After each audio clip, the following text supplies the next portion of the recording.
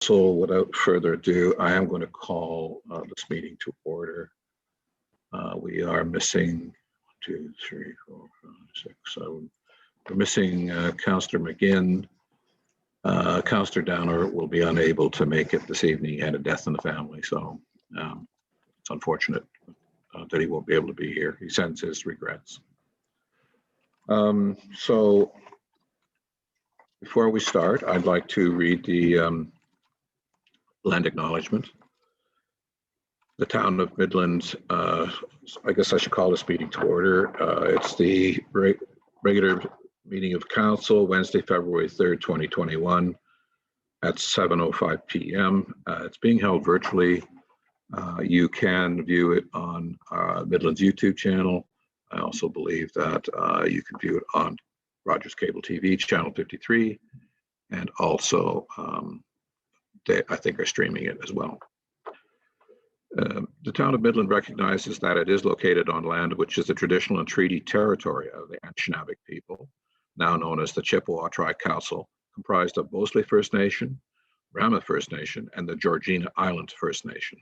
This territory is within the Pre-Confederation Treaty 5 and Treaty 16, and included within the Williams Treaties of 1923. The town of Midland recognizes that it is located on land which is the traditional territory of the Huron-Wendat and the historic homelands of the Métis, and that our town is home to a large and diverse community of Indigenous peoples.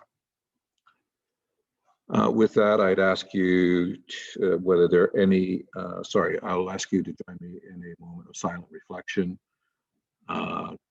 Perhaps give some consideration to those afflicted by COVID and who've succumbed to COVID. Thank you.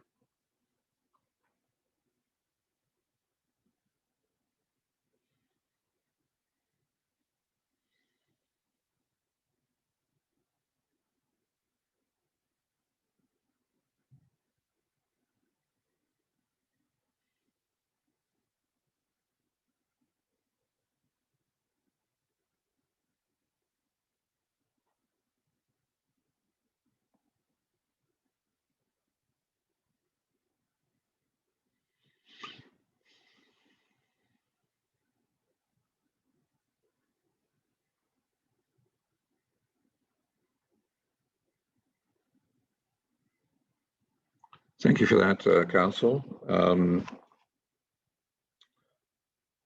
I will ask again, are there any declarations of pecuniary interest or conflict of interest, I should say? Deputy Mayor Ross.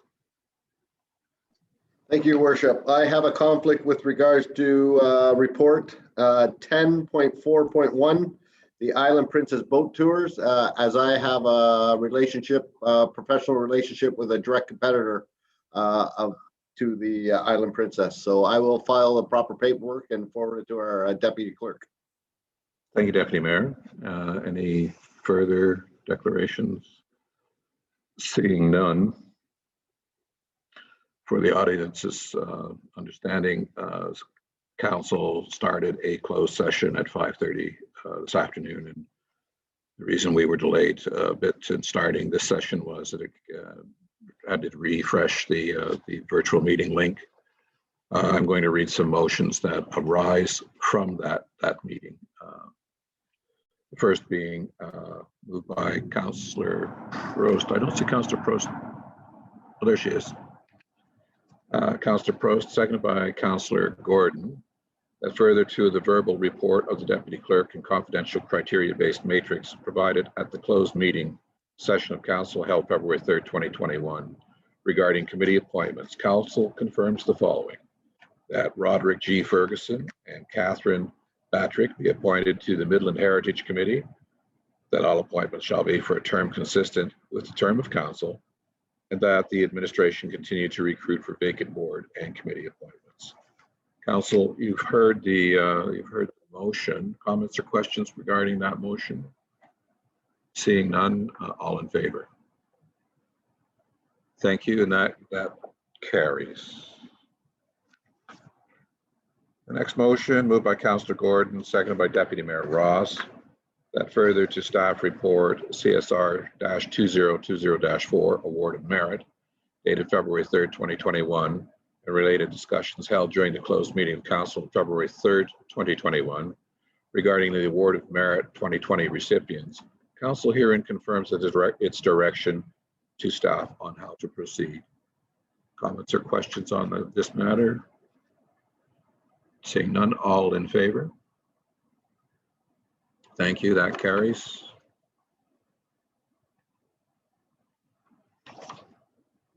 The next motion moved by Councillor Olszewski, seconded by Councillor, Councillor McGinn's not here at the moment. Councillor Cunningham.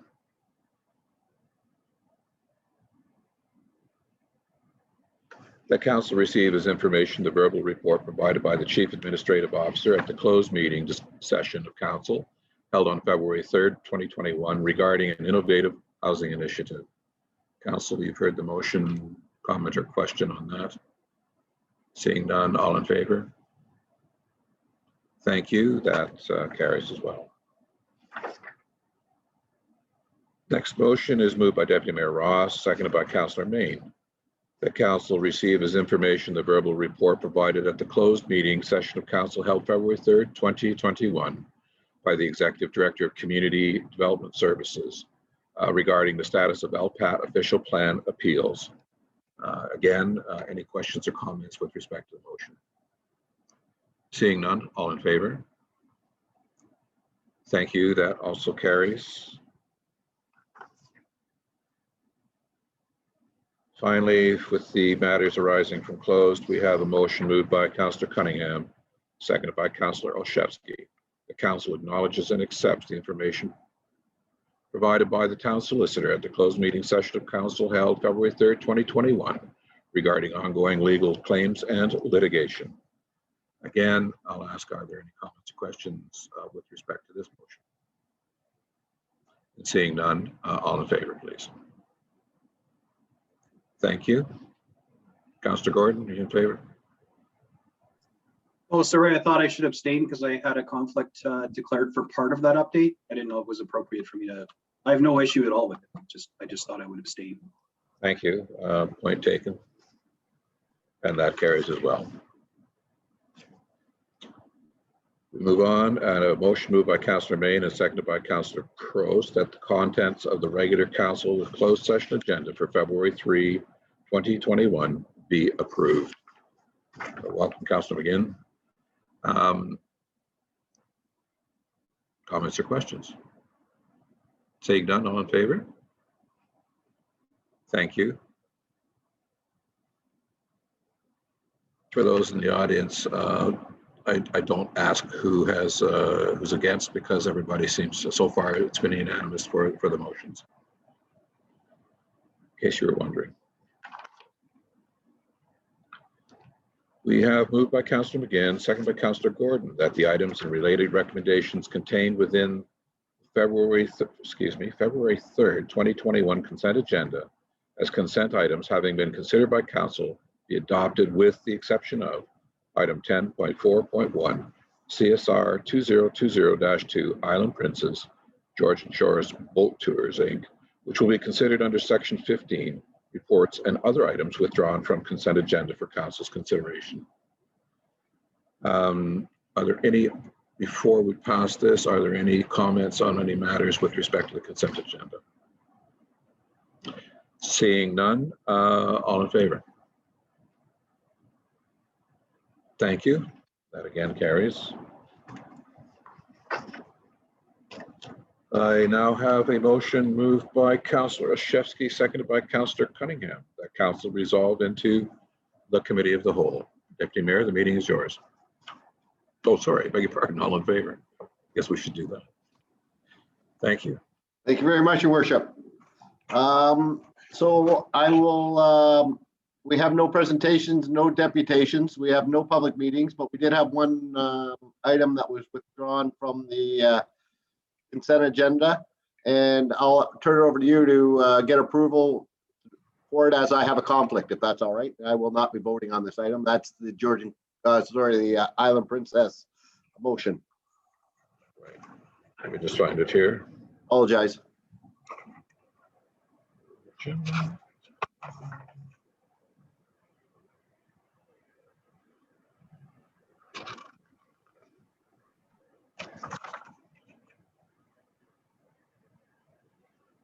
Sorry, I'm just trying to find it here. Here we are. I'll note that I will not be voting, and I'll turn it over to you, and I'll take over when you're done.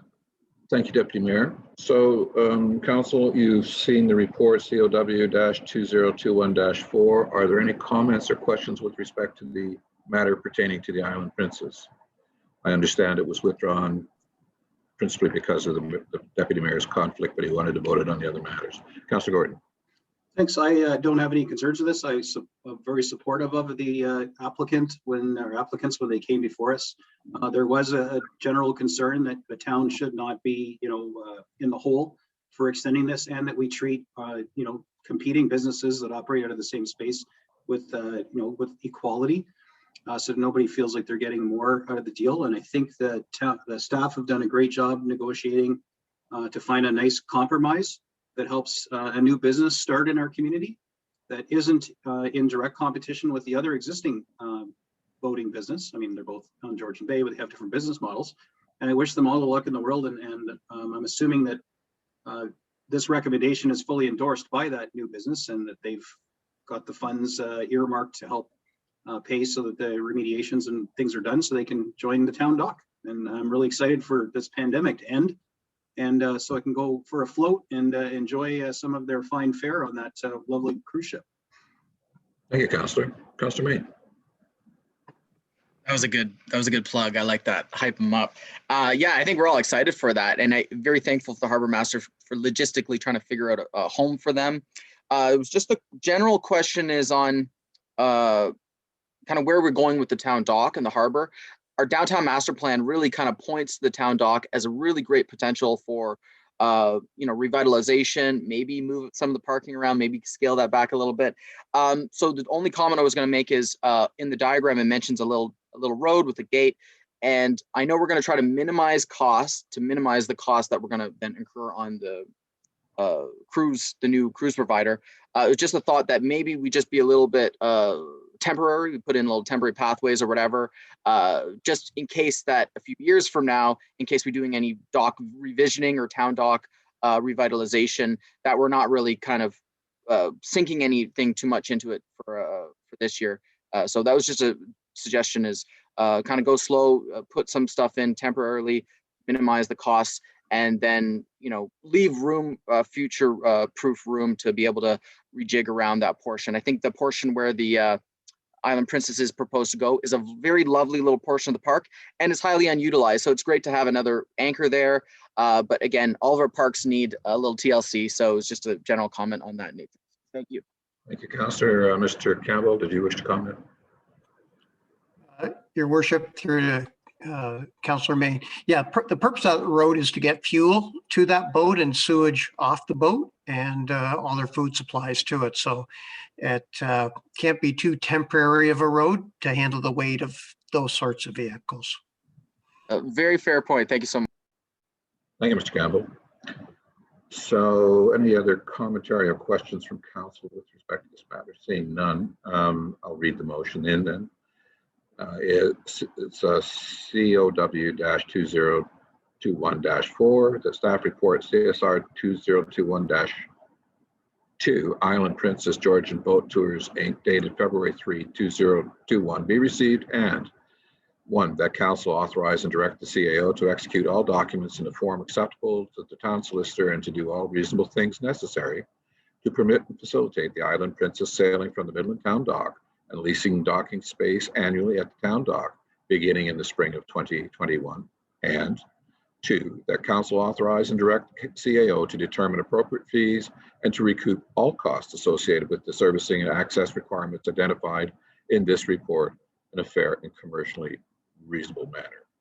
So council, you've heard the motion. Councillor Main, do you have a question? Just want to make a quick point. I know a lot of people look to the town for looking for funds or whatever. The town really disperses funds in only very limited ways. The community improvement plan, which is catered towards downtowns for facade and accessibility. We also have a community grant program, but for some of these small business startups, we really got to point them back to and plug all the great work of Community Futures, North Simcoe Community Future Development Corporation. They have helped almost every small business in town. So that's where we often will point people if they're looking at starting a business and they are needing a little bit of assistance. Thank you, Councillor. Council, you've heard the motion. I need a mover and a seconder. Councillor Shevsky, Councillor McGinn, thank you. Actually, Your Worship, I did have another question, if I could. Certainly. It doesn't, I mean, it relates to this, and that's why I'm just wondering if this is the appropriate time to speak about it. I learned in watching, I love watching all the committees and stuff on YouTube, Midland Bay Landing Development Corporation, about some cruise ships potentially coming and berthing along the Midland Bay Landing wall property. Is the development of that potential relationship, is that going to impact at all what we're planning to do here with the town dock and these smaller boats? Not that I'm aware of. Okay, so really there's no, You guess I should other than turn. their boats, there's nothing that's going to potentially impact. Let me ask Mr. Campbell, if you don't mind, Mr. Campbell. Yes, Your Worship. And Councillor Gordon, the audio was really breaking up on my end. So I think the question was, is where the larger cruise ships may berth at the old coal dock going to impact what we're doing at the main transient dock? Is that the question? That's right, because there'll need to be power put in and paths and parking and all kinds of infrastructure. I'm wondering if we can kind of tie the two in so that it's not really this, like if there is a tie-in, then it would be, kind of nice for us to share the wealth so that this new business isn't paying for all that infrastructure kind of upfront. If there is any, unless it's so far removed that it's not relevant. Yeah, for the larger cruise ships at the coal dock, all we have to do is improve the parking lot area so the buses can get in, and right at the edge of the water. Right now there's some crumbling asphalt and walkways and safe, so there is no power being put there. The larger ships won't fuel or receive any goods or services. It's just the money we need to spend is just to clean up the parking lot and make a safe walkway from where the gangways are on the ships to the buses. Okay, good enough, thanks. I think it's worth noting too that one of the vessels is the size of the Lemoyne, currently docked over at the ADM. Oh, so it's not going to plug into shore power? I don't think so. Okay. Council, you've heard the question. All in favor? Thank you very much. Carries. Deputy Mayor Ross, back to you. Thank you, Worship. Next item on the agenda is a budget presentation by our CFO, Mr. Jeremy. Mr. Jeremy, I understand you have PowerPoint. And I'll remind council, this is only a presentation on procedure. We have 3 days of budget meetings coming up. So if you have any questions on how the budget procedure is going to go, that's what we're going to try to keep our questions to. Mr. Jeremy?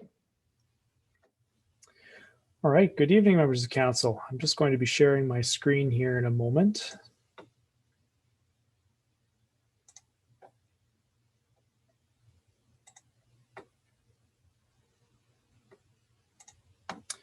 What you should be seeing at this point is a draft 2021 budget recommendation presentation on your screens. Can you confirm that that's what you're seeing? Yes. And you can see my mouse pointer moving around? Yes. Excellent, thank you. All right, so good evening, members of council, and welcome to the kickoff of the review process for the draft 2021 budget. We're going to start things off this evening with an introduction and a message from our CAO before we move into some discussion about the council budget review process, the 2021 budget survey results, just a refresher on our key 2021 budget directions. Following that, we'll jump into the financials, which is going to focus on our tax-funded operating budget.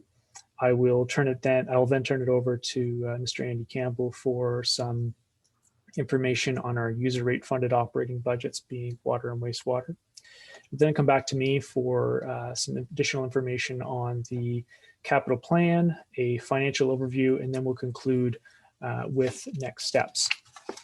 Excuse me for the inappropriate interruption. I've received a message that the PowerPoint cannot be seen by the general public who's watching it. Okay. Thank you. You're welcome. And I apologize for an inappropriate interruption, but in the name of transparency and technical difficulties. So please excuse me, Mr. Michael Jeremy. No problem. I'm wondering, Michael, if it needs to be shared at this end? We could try that. I will unshare my screen and we'll see if the. If hold on. Sherry's just advised me that it's something, it's an issue with Rogers. Okay. Okay. Well, we'll have to proceed and hopefully Rogers will catch up. And this information will be available on our website? Yes, we can certainly post the presentation to the town's website. And in addition to that, we'll have the entire budget document posted there tomorrow so that everyone can see it. Well, we'll make sure of that and we'll make, oh, it says it's working now. Fine. It says I just got a note from Roger. So it looks like we're good. Thank you very much, Mr. Jeremy. It's all yours. Perfect. Thanks. Okay, so back to our introduction. Tonight, you're going to receive two important deliverables in respect of the draft 2021 budget. The first is this evening's presentation, which is intended to provide you with your first glimpse of the draft budget and give staff the opportunity to highlight some of the key budget drivers and the overall financial considerations, as well as mentioned, focus on the process for council's review. The second deliverable is the 2021 budget binder. This is your first stop for much more detail about the draft budget. You will be happy to know that you can set that binder aside for this evening. You won't be needing it tonight. Over the coming weeks, you can review that budget binder and details at your leisure. When you open your binder, you're going to find that you have an executive summary, a financial overview section, department and division plans and change reports, submissions from our agencies, boards and commissions, section on change request forms, proposed fees and charges, our 10-year capital plan, capital summary forms for all the projects being requested for 2021, and the results of our 2021 budget survey. So all of that's going to be in there in one package for you. I've already heard that it's a fairly heavy one. So I'll also mention as well that an electronic copy of that binder will be posted to the town's website for the public by the end of day tomorrow. Before we move on, I do want to remind council that tonight is really, it's not about diving into the weeds or getting into the debate, as Deputy Mayor Ross has already mentioned. As you'll see shortly, there is going to be lots of time for that coming weeks. We will get into the review process shortly, but first I'd like to start things off with a message from our CAO. Thank you, Mr. Jeremy. Just want to make sure my audio is okay. Can you hear me? Yes. Yes, and thank you to the members of council, your worship. I wanted to just make a few comments, and certainly the bulk of the comments that I will make are just highlights of what you'll find in the actual budget document. So I won't go into the detail that's in there, but I did want to touch upon a few things. First off, I'd obviously like to thank with some thank yous. And first and foremost, I'd like to thank our residents. Through the budget process, we received some very good feedback, which we've certainly considered as part of the recommendation that you've seen. But we've also been able to gain their feedback throughout the year in dealing with our residents on all kinds of issues, on all kinds of recommendations, through our committees, and most importantly, through council. You are the representatives of your constituents, and I think certainly you've brought to the administration very good perspectives on the types of services we need to offer and maybe any changes we need to consider. So I'd like to start with those two thank yous, both to the residents and council. Obviously, all of our staff who participated in pulling this document and this recommendation together. This has been one of the more intensive budget preparation processes I've been involved in, and I've been involved in a lot of them. but there was a reason for that. Certainly under the leadership of Mr. Jeremy here, we made a conscious decision that we wanted to launch a process that involved the entire organization. That was important not only to make sure we got the numbers right, but also to build the sustainability in the organization that we think is absolutely critical. And you can only do that if they understand the information that they're dealing with and start to take ownership of that information as well. So that was part of the purpose on why we took a little time to get this ready. It is dense in terms of material. I think that's a good thing. Is it more dense than other municipalities? Not from what I've seen from some, of course, but it really depends on your circumstance. And certainly, I think it warrants the amount of information that we're sharing at this point. I'd also like to thank our agency boards and commissions. They've also had to submit their budget asks, and I appreciate them keeping to the timetable and providing us with the information that they've been able to provide. The various committees that are basically staffed by volunteers in the town who do tremendous work, but also again give us really valuable feedback as we consider this type of work. And finally, I want to thank our finance team. It's a light group, but I'm telling you, it's a mighty group. And they've been working nonstop on this process while still maintaining everything they need to do on a daily basis. There is no sign that we can put up that says closed for renovations. That just doesn't happen in our business. So the regular work needs to continue, and this process is a really important one, so I want to thank them. There is one person, though, that I do want to single out in this whole process, and I'm not going to pull a Snoop Dogg here. It is Michael Jeremy. I really want to thank our CFO. He was in charge of this process. He took personal ownership, and I'm telling you, he worked day and nights and weekends, pulling this thing together. We tried to make sure he took care of himself, and thankfully he did. But I want to thank him, and I want to thank his family as well for allowing us to have him work on this for us. So having said that, I just want to provide a few messages in terms of the context of what we were working under as we pulled this together. Very important that we aligned with the council direction, obviously, that you gave us early in the process, and I'm happy to report that this does do that. It does align with the recommendations that you sent us away with. So we check the box on that. You're going to see some information there that also talks to the extent that we listen to council, again with the guidance we were given, but also in the feedback that we were able to receive from our residents. So again, that was really important to us to gather that and make sure that all of that was considered as we brought this together. Balancing all of this as we're dealing with the pandemic was a challenge, of course. We all felt that, but we were able to do that. A lot of this work was done virtually, but again, a lot of it was done in the town offices in a safe environment that we were able to create, with the help of many. So thanks again to everyone who was able to participate in doing that work. This report and the recommendations that align with what you've also seen in the 100-day report back that came forward, the CAO 100-day report back. There are a number of things where we're pressing the reset button. COVID is giving everyone certainly a chance to reconsider and reevaluate many things, and I think it's appropriate as well that as a town we do that. We start to take a look at what our priorities are while we manage through a post-COVID world.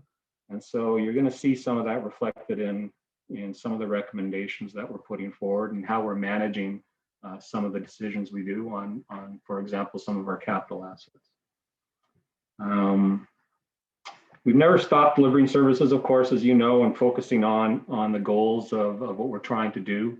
So managing through the pandemic was paramount and making sure we were safely doing that. But this process, as I mentioned, was a new one for everyone on the staff. Many of them had not been through a budget process to this degree. But again, I do appreciate them having the patience to sustain in working on this process while managing through everything we had to do with managing the pandemic. The process is continuing to evolve. So we're very happy with where we got to with this, but we also want to acknowledge we still have more work we want to do with the process. It does not end after deliberation and we get the final direction from council. This is something that we will manage certainly on a regular basis and report back. But I think just the work that we've done so far has put us in a really good place now where we can use data better, be more transparent in the information that we're gathering and sharing that with council and the public, and being able to make recommendations that we feel more comfortable with and doing it in a faster manner. So all of those things are inherent with the budget process that allows you to make those types of adjustments. So we're anxious to continue this work, and certainly we'll be doing that under the leadership of Mr. Jeremy. If I could talk about a couple themes again, and as I mentioned, this is detailed out in the budget document that you'll find online. That will be tomorrow, certainly in the budget binders that the council members have.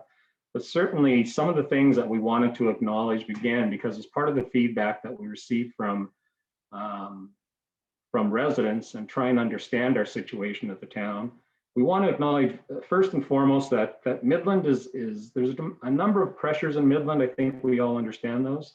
Midland, and I've reflected it in this way, Midland is really a town with city pressures. There's a tremendous amount of impressive physical assets that I think we all acknowledge. The natural beauty of what we have, our parkland is really unprecedented for a town of our size. But all of these things also take attention, they take maintenance, and they take care. So those are important things to understand. Our rec center, our fire hall, the library, we have a majority ownership in an airport, our operations, water and wastewater facilities, all of those are important physical assets that are impressive for a town of our size, but again, require reinforcement and staffing to do so.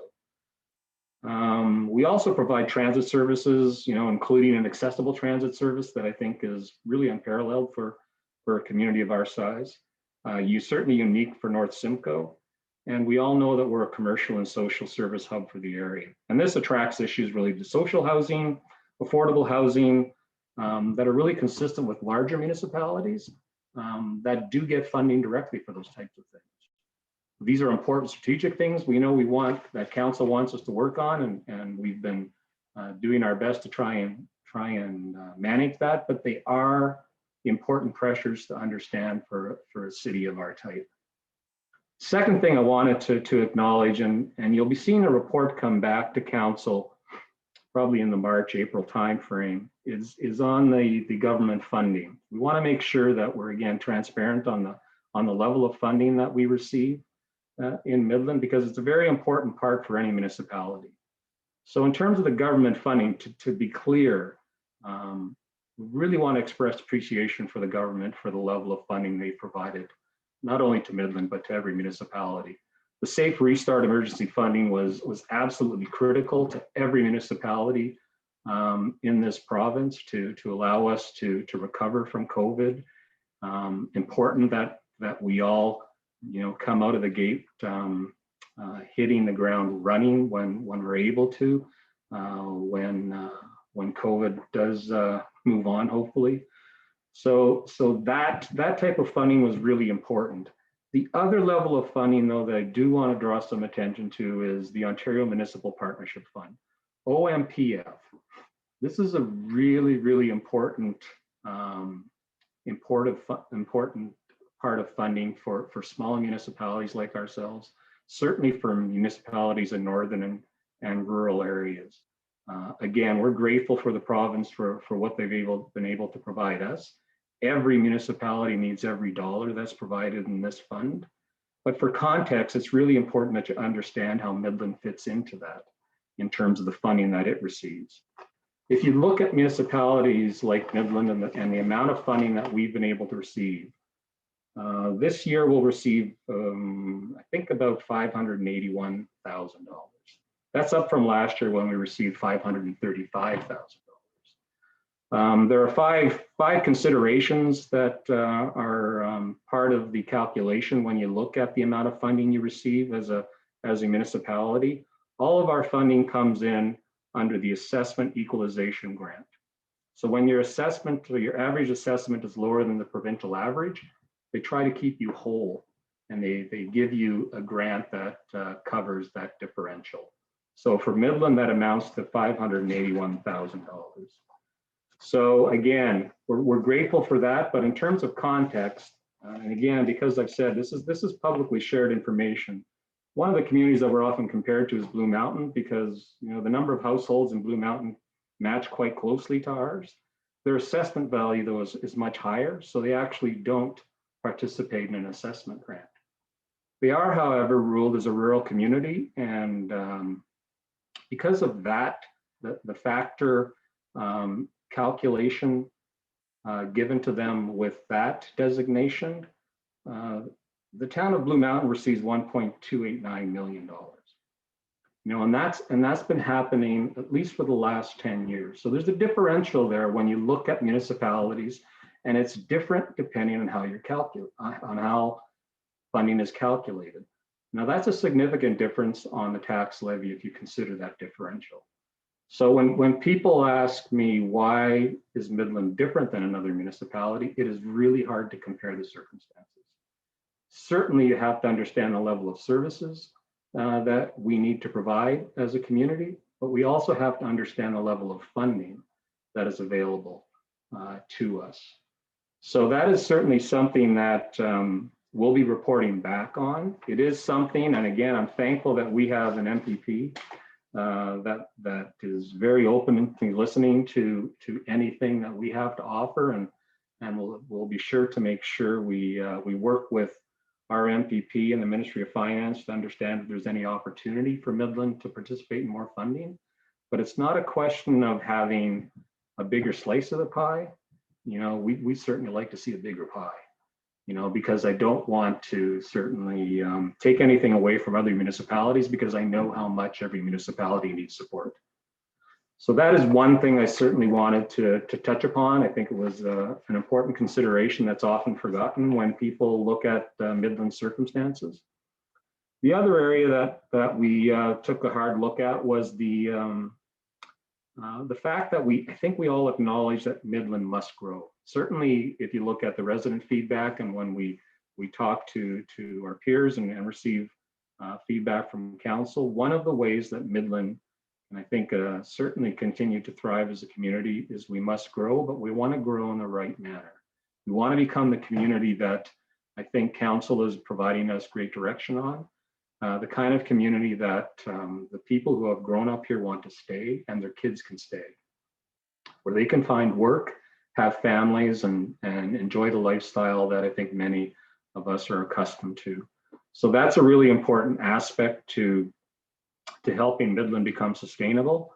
Unfortunately, what we've seen in Midland is one of the lowest growth rates in Simcoe County. And that's unfortunate, and that is certainly something that, as an administration, we want to make sure we can help correct.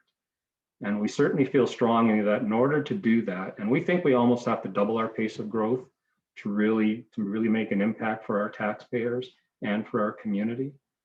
But in order to do that, we need to have, an infrastructure and administration that can support growth. And those are some of the changes we're certainly making. Some of the requests you'll see in the budget are to align us with supporting growth in the community, both from a commercial aspect and from a residential aspect. And it's the kind of growth that we're getting direction from council on.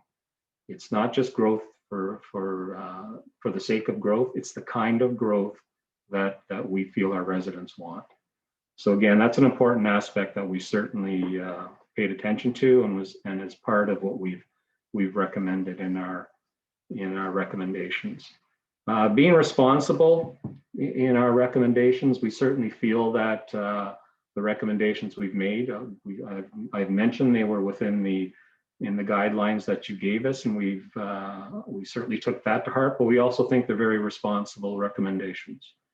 We don't certainly take this lightly. Some of the staffing needs, I think, are half of what has come forward in previous years, but I think they're very precise needs that we think are important to address some very fundamental things that will certainly help everything that I just mentioned.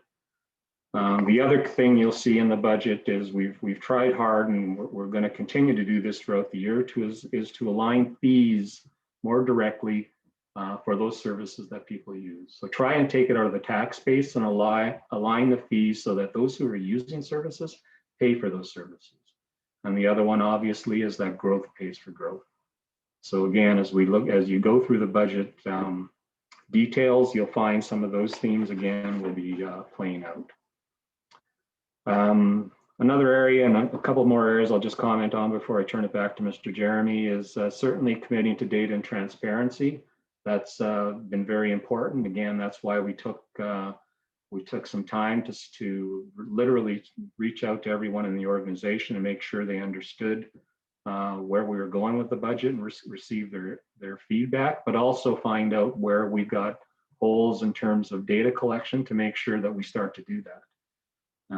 That is a really important fundamental thing to making sure we're sustainable, so we can stop this churn that occurs when someone with historical information may leave the business. That information will actually stay with the organization because it's been recorded somewhere, and that's just hasn't been the case in the past. We've had to scramble and try and piece together pieces of information because it hasn't been consistent. So that's something certainly we're trying to fix. The last thing I'll mention is certainly this isn't an all for one for all team approach. We've tried to make sure that there are no silos when we look at the town of Midland. It is everyone coming together. I'm very, very pleased that the senior leadership team, we've all embraced that way of managing the organization. I think we all have our own areas that we look at, but we all come together and unite for what we think is best for the collective. And that's, I think, translated down into the organization. We've tried to be forward thinking as well. We want to make sure that we're not just paying attention to everything that's happening now. We want to anticipate and make sure that we're positioning ourselves to serve the future needs of the town. That's really important. And the other aspect, I think we've made a lot of headway in, and certainly the pandemic, ironically, plays a big part in this, is I think we've been highly collaborative with our partners across the various municipalities. We've learned from them. We've given them things that they've learned from, and we've all benefited from that. And that's, again, a characteristic that I think all Midlanders play. We like to help, and we like to benefit from people who may have knowledge that we don't, and we'll take advantage of that. So having said that, I just wanted to say that while the impact of the pandemic has been significant, I think the progress we've made in the last year to restore our capability to recover has been equally significant. And we must maintain the momentum and take advantage of it, or risk impeding our recovery. I think we've really established ourselves, our reputation as Midland as an organization and town that gets things done. King Street is illustrative of that, and we're coming out of this pandemic hitting the ground running. So we really want to take advantage of that. What we don't want to do is face the same consequences that certainly I've seen in many small communities, and that's retracting and facing, for some of them, unfortunately, extinction. That will not be the case for Midland. We're very, very optimistic of what Midland is and what Midland can be. I think this council has been very progressive in what you're thinking about. I think together we're working quite well in helping achieve that vision. It is not going to be easy, I think we all know, but I think we're all quite positive that we can get there. So I thank you for that. And again, I'll turn it back to Mr. Jeremy to take you through the rest of the presentation.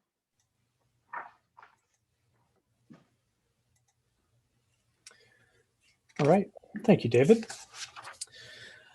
So if we're now moving on to our council budget review process overview.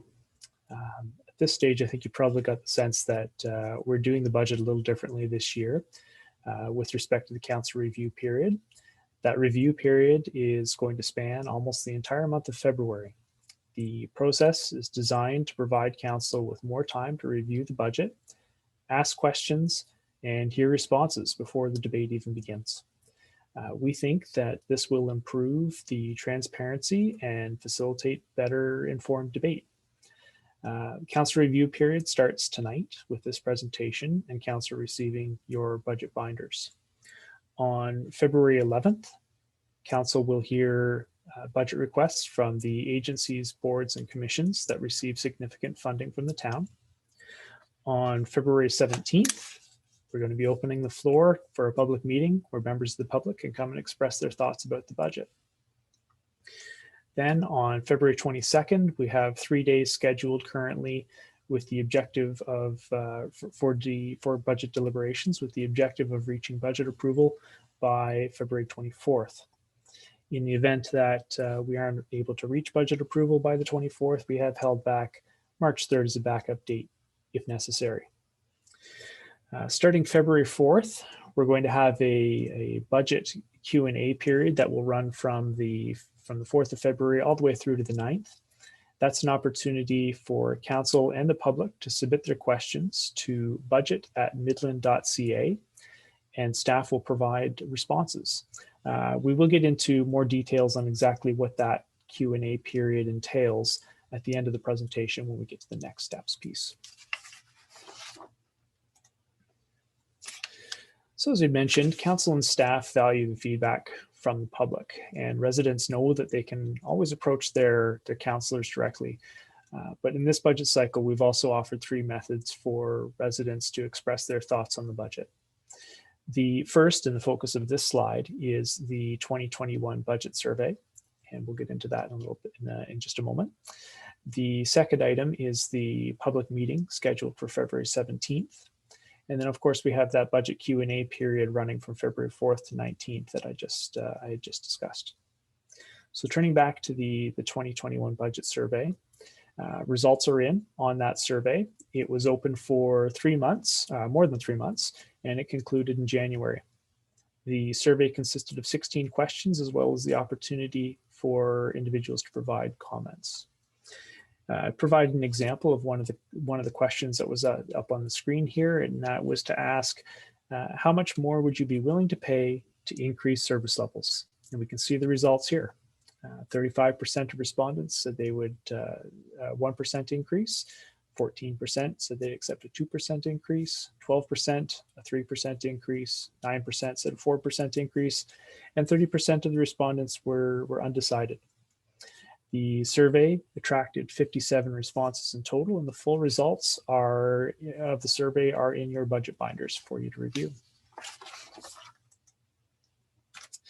Last item I would like to touch on before we get into the financial component of the presentation are the 2021 key budget directions. So the very first one, of course, is a blended tax rate increase between 1.5 and 2%. And we're going to get into that one in much more detail on the next slide. The next one is that we were looking to freeze our tax-funded reserve contributions at 2020 levels to try to keep the tax rate increase as low as possible. And I can say that in the vast majority of cases, we did just that. The big one, of course, being our capital sustainability reserve, and that was held at 2020 levels. There were a handful of exceptions that we did need to make to this, one of which was our election reserve that needed a bit of additional funding to support the 2022 election. And then there you will see as you go through the binder that there were some reserve contributions that have been increased, but that was done without an increase of tax levy, and it was in accordance with previously approved plans. An example of that would be our transfer to our police reserve. Water budgets were to have a 5% rate increase, wastewater 4% rate increase. Both of those things have been checked off. The next item is a 10-year capital plan that was to consist of a 2-year budget and 8-year forecast. Through the work that was done on the capital plan, it was determined that to do a 2-year budget at this time was not the was not the path that we wanted to go down. Really, there was two reasons for that. First of which was the deferral of projects from 2020 into 2021 really means, as a result of COVID, really means that 2021 is going to be a big catch-up year for projects that needed to be deferred.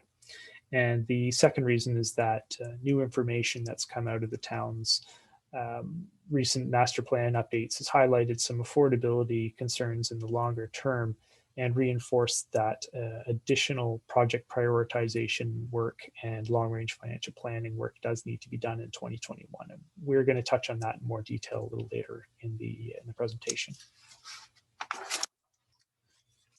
Sorry, the last item there was that we were hoping to bring the budget to council in December, but again, largely due to the reprioritization of work plans associated with COVID, we had to defer the budget into 2021, where we are now.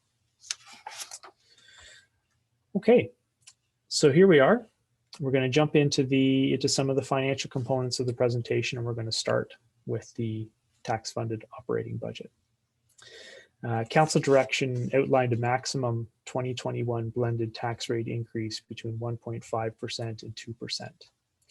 The recommended base operating budget, net of our one-time items, requires a blended tax rate increase of approximately 1.81%, which you see here, and that does fall within those parameters.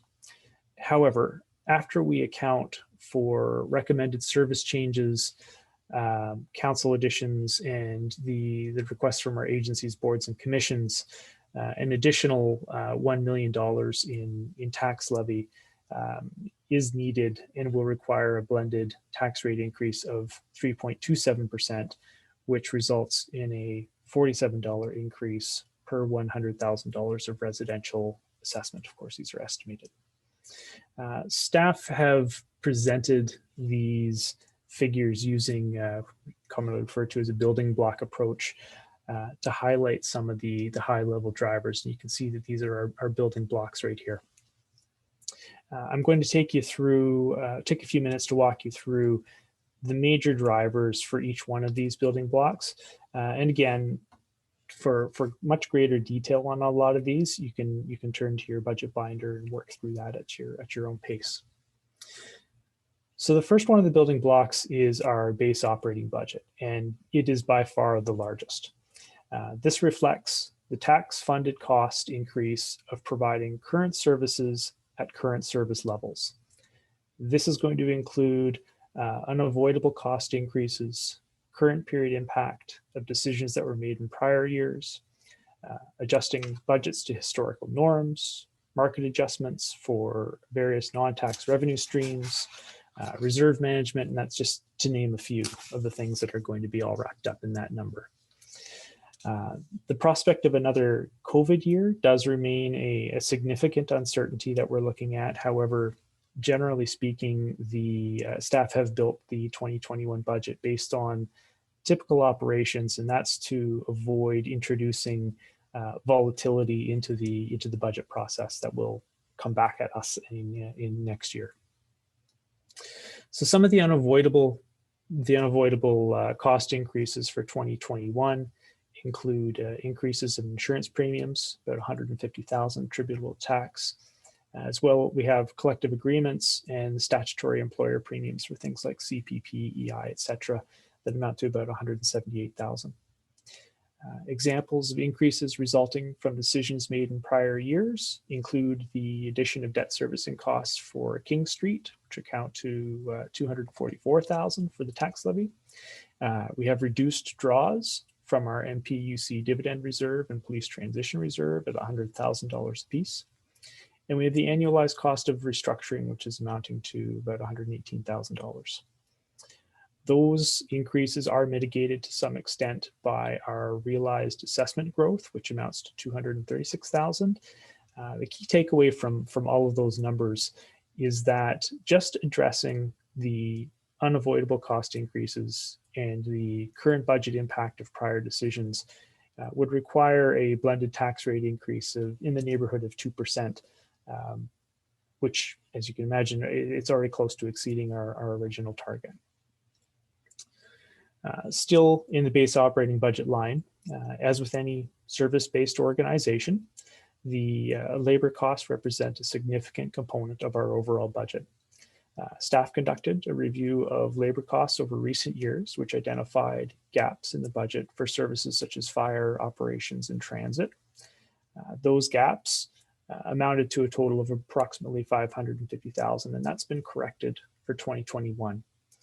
That review also identified that while gaps did exist in the budget, we did have natural labor cost gapping that was significantly mitigating that budget exposure.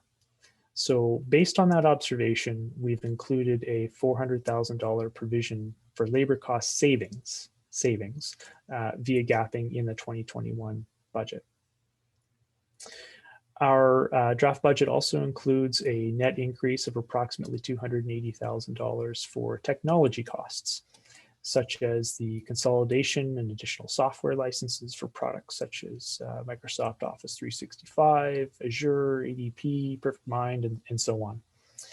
It also includes improved backup capacity and capabilities, security enhancements to systems and networks, business continuity considerations, and just general improvements to assist staff in the efficient use of our resources. In addition, the 2021 budget includes funding for the activation of 2 IT positions valued at about $138,000 that were approved by council in prior years.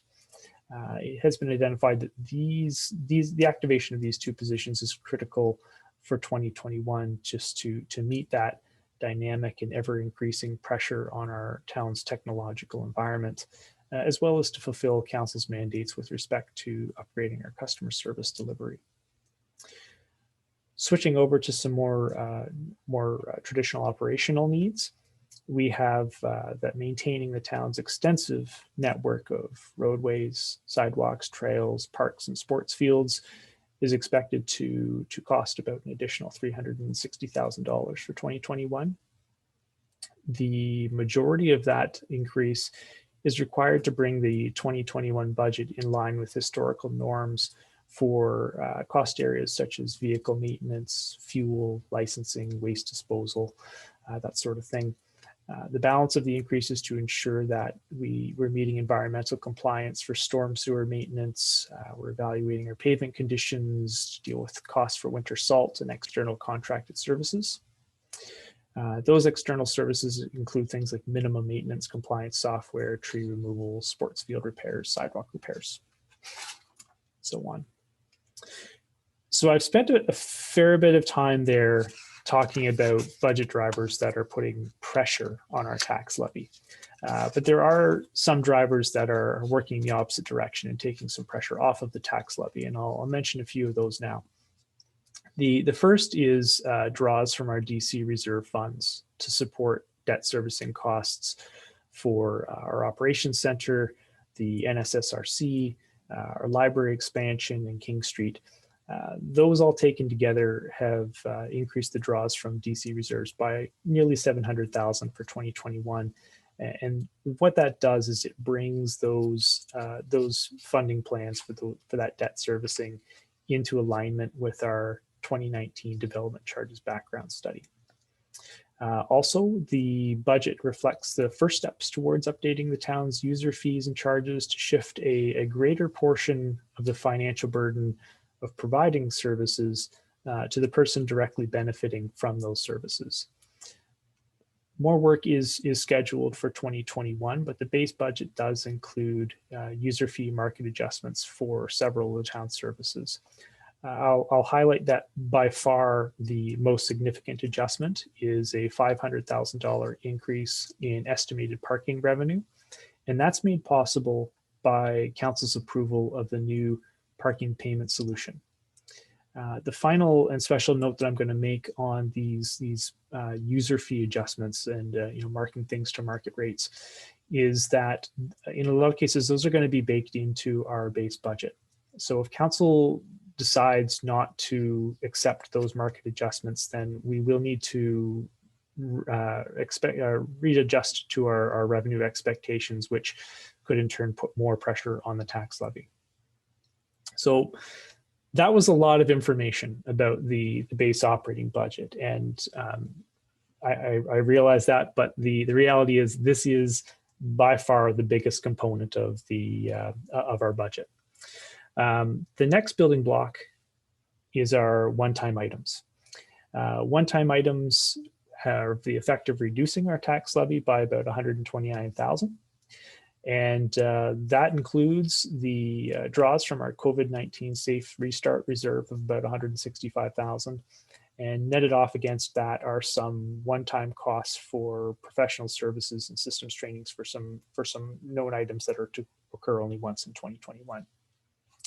That's it for one time, a lot quicker than the base operating budget. Next building block is change request forms. SLT is recommending service changes to support some of the town's most pressing operational and strategic needs. These change requests will come at a net cost of about 278,000. And that list of recommended change requests is going to be coming up in the next slide, so I won't say any more about it for the moment. The next item down the list is our council additions. In 2020, council approved a motion directing staff to include $100,000 in the 2021 for council's consideration. That amount was to support affordable housing for the purpose of establishing housing and transitional housing policy and initiatives, and adds an estimated 0.35% or so to the blended tax rate increase. The final line is our agencies, boards, and commissions. And the town is partnered with a number of other agencies, boards, and commissions for the provision of certain services. The 2021 budgets requested by these ABCs, as we call them, will require about an additional 85,000 on the tax levy. Just as a bit of a highlight of what's in there, we're seeing increases from the library of a little over $100,000, which is an 8% increase. SSEA, which is the Severn Sound Environmental Association, is looking for an additional 11,000, which is a 7% increase. We're seeing decreases from the Huronia Airport of about 18,000 and our Police Services Board of about 10,000. And then finally, EDCNS, Huronia Museum, and Midland Bay Landing Corp are effectively held at the 2020 requests. You're going to find more information about our agencies, boards, and commissions budget submissions in your budget binders. As I'd mentioned, SLT is recommending service changes with a net cost of about 270. We're going to go back as soon as I can. There we go. About $278,000, and it has an increase of 4 FTEs associated with it. The list of change requests is right here. So we have an apprentice mechanic, we have human resources training and leadership development. We have manager of engineering, we have a new firefighter, one new firefighter, and a manager of legal and risk services. As you can also see, the 3 of these changes will result in immediate budget reductions that will help to mitigate the overall cost of the change. Some of these items, looking at, for example, the manager of legal and risk services, we would expect are going to have long-term cost avoidance benefits. However, we're unable to quantify what those might be. But you will find a detailed business case for each one of these requests in your budget binder. I'll also note this table down here. Not all of the change requests that cross SLT's table are being recommended for 2021.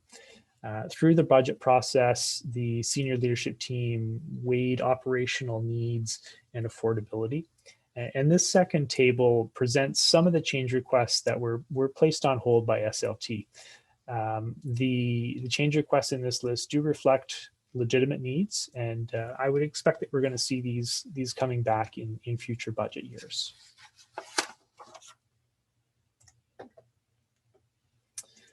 Okay, so considerations for tax levy reduction. We were able to achieve a tax rate increase within the parameters set by council for the town's current services, current service levels. However, after taking into account the change requests, council's additions, and our agencies, boards, and commissions, that overall tax rate increase does exceed the original direction. Council may wish to have staff investigate further adjustments to the draft budget ahead of deliberations on the 22nd. Just throwing some ideas on the screen here, but we have internally, we could look at reductions or alterations to specific service levels and programs. Council may wish to be more aggressive with increases to user fees. I would encourage council to take some time when reviewing the binder before we go too far down this path. Council is also going to have the opportunity to examine specific requests from the ABCs, and you will have the opportunity to ask them questions when they come and do their presentations on February 11th. So that was taxes. I'm going to now turn it over to Mr. Andy Campbell to talk to you about the user-funded operating budget for water and wastewater. And Andy, if you don't mind, just let me know when you want me to change slides for you. Thank you, Michael.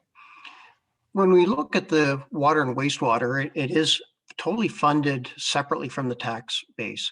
So there is no cross subsidization from property taxes into water and wastewater. So their revenue sources is really, you use a liter of water, you pay for a liter of water, and you pay for a liter of wastewater that's associated with it if you have both those services. And the driving issues for us is Ministry of Environment, Conservation and Parks, which is the Ministry of Environment, the province. And we are very heavily regulated, ensuring that we provide safe drinking water and clean effluent out of our wastewater plants so that we don't harm the environment. That is the basis of what we do in water and wastewater. That takes dedicated time and effort of all of our licensed professionals who work there. One of the big projects that we have to do, our water license renewal is due in 2021. This is a major undertaking that we have to resubmit to the province every 5 years. And part of that will be a 5-year rate analysis where we have to present our full financials to the Ministry of Environment and demonstrate how we will ensure that we have sufficient funds available to provide clean water and safe water. So that's one of our big projects. The master plan for water, you saw it in December of last year and adopted it. You saw that plan looking at the demands that the town has for growth over the next 20 years to 2041. And significant amounts of new plant has to be constructed, and significant amounts of development charges will be raised to offset those costs. The wastewater master plan, the draft and public meetings were held last year, and it will be in March when that final plan comes in front of council for consideration.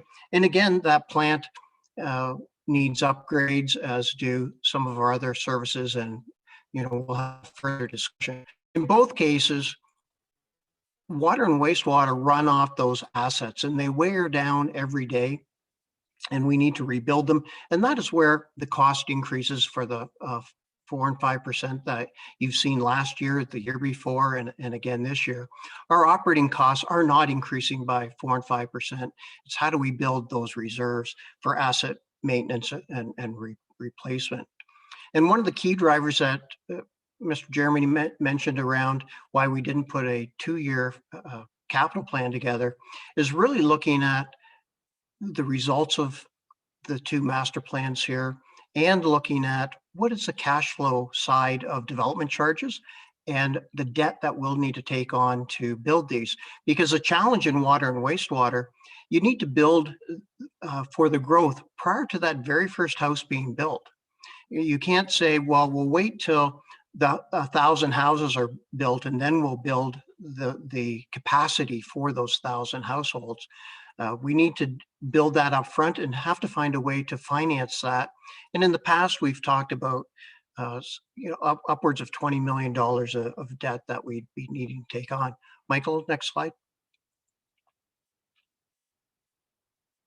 And just as an example, how we go about modeling, I've given an example here of our age of our water system. And this is looking at the different, each color represents a different type of pipe that we have in the ground and when it was built. And town has infrastructure going back 100 years. Our one water tower is over 100 years now and aging and is getting, it will need to be replaced in the next few years. But what's interesting here is these pipes have a limited lifespan. We hope to get 70 years out of it, 80 years, but there are some types of pipe that were put in the ground in the 1940s and 50s that we aren't getting 80 years out of it. And you can see the large growth we had through the 70s, through the 80s. And next slide, Michael. When you turn that into the replacement of those assets, because they will have to be replaced and repaired, you can see this is a 100-year analysis that growth in the 1970s turns out to be a huge cash demand in 2070. And that seems a long way out.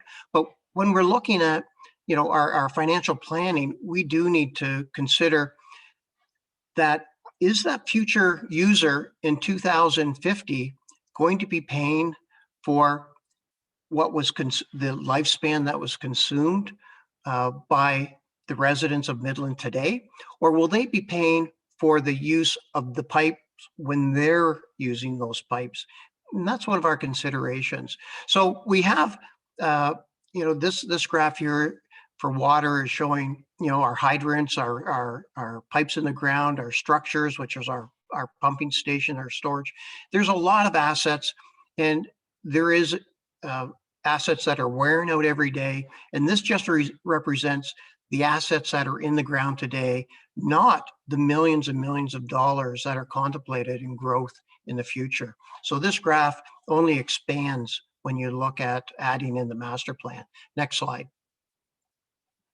And the same is true for wastewater. So this is looking at our the expenditures that will have to take place over the next 100 years for our existing wastewater. And those large green spikes are our wastewater plants. Our current plant is 25 years old, and the plan, when you see the master plan come forward in March, many aspects of that existing plant need to be upgraded. One, because of age, but also because of the capacity need and managing our growth in the future. So we'll be talking a lot about that in the future. Next slide.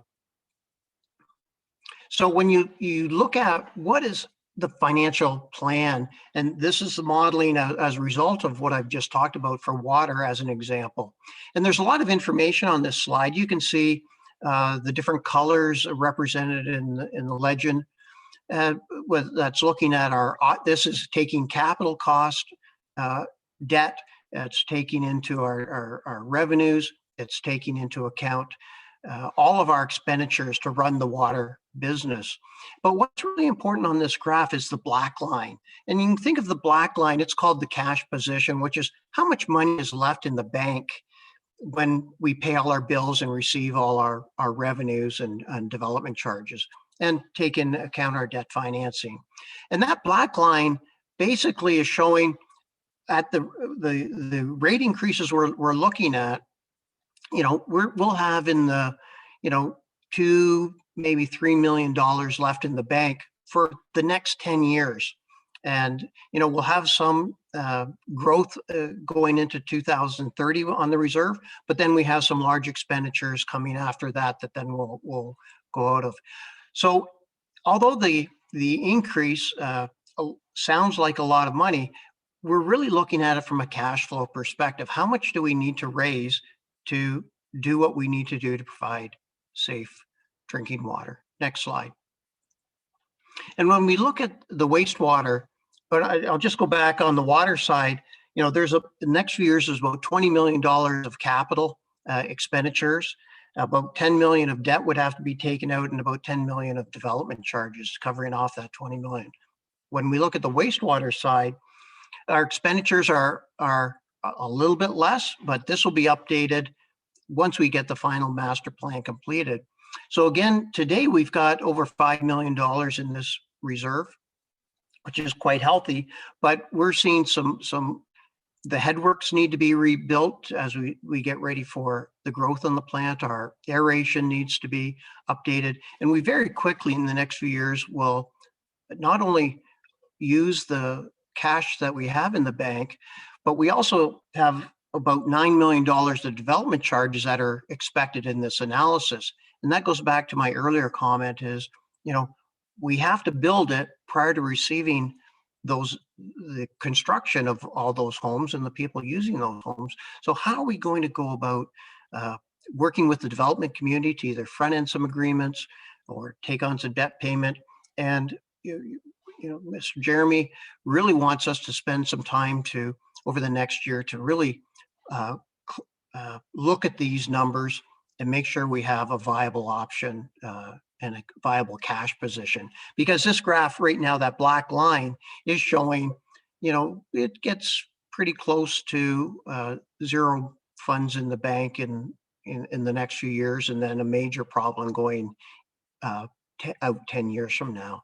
So this goes to the point that, we're trying to look at all our financial needs. And as I said, we need to be self-sustaining in water and wastewater from our user rates and development charges. Next slide. So what does that mean for 2021 fees? So last year we had 5% and 4% increases. And last year I said to council, we need to continue that for a number of years going forward. And this is the modeling is still showing that need.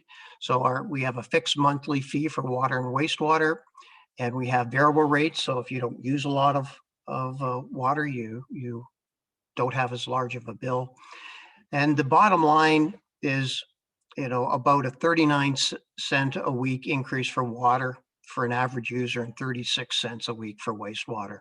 So you can see water, an increase of about $20 a year, and for wastewater, again, just under $20.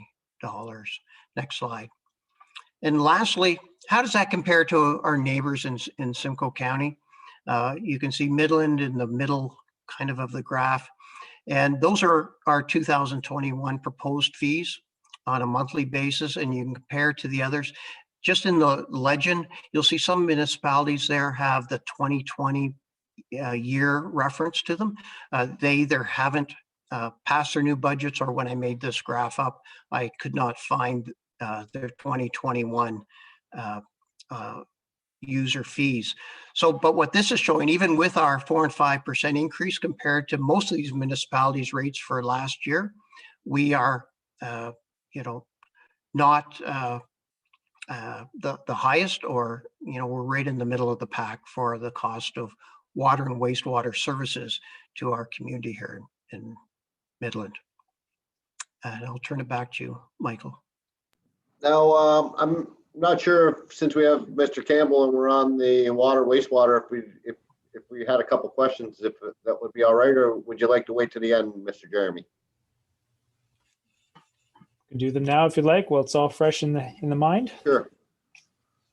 I'm going to go to full screen. Does anybody have any questions with regards to water, wastewater?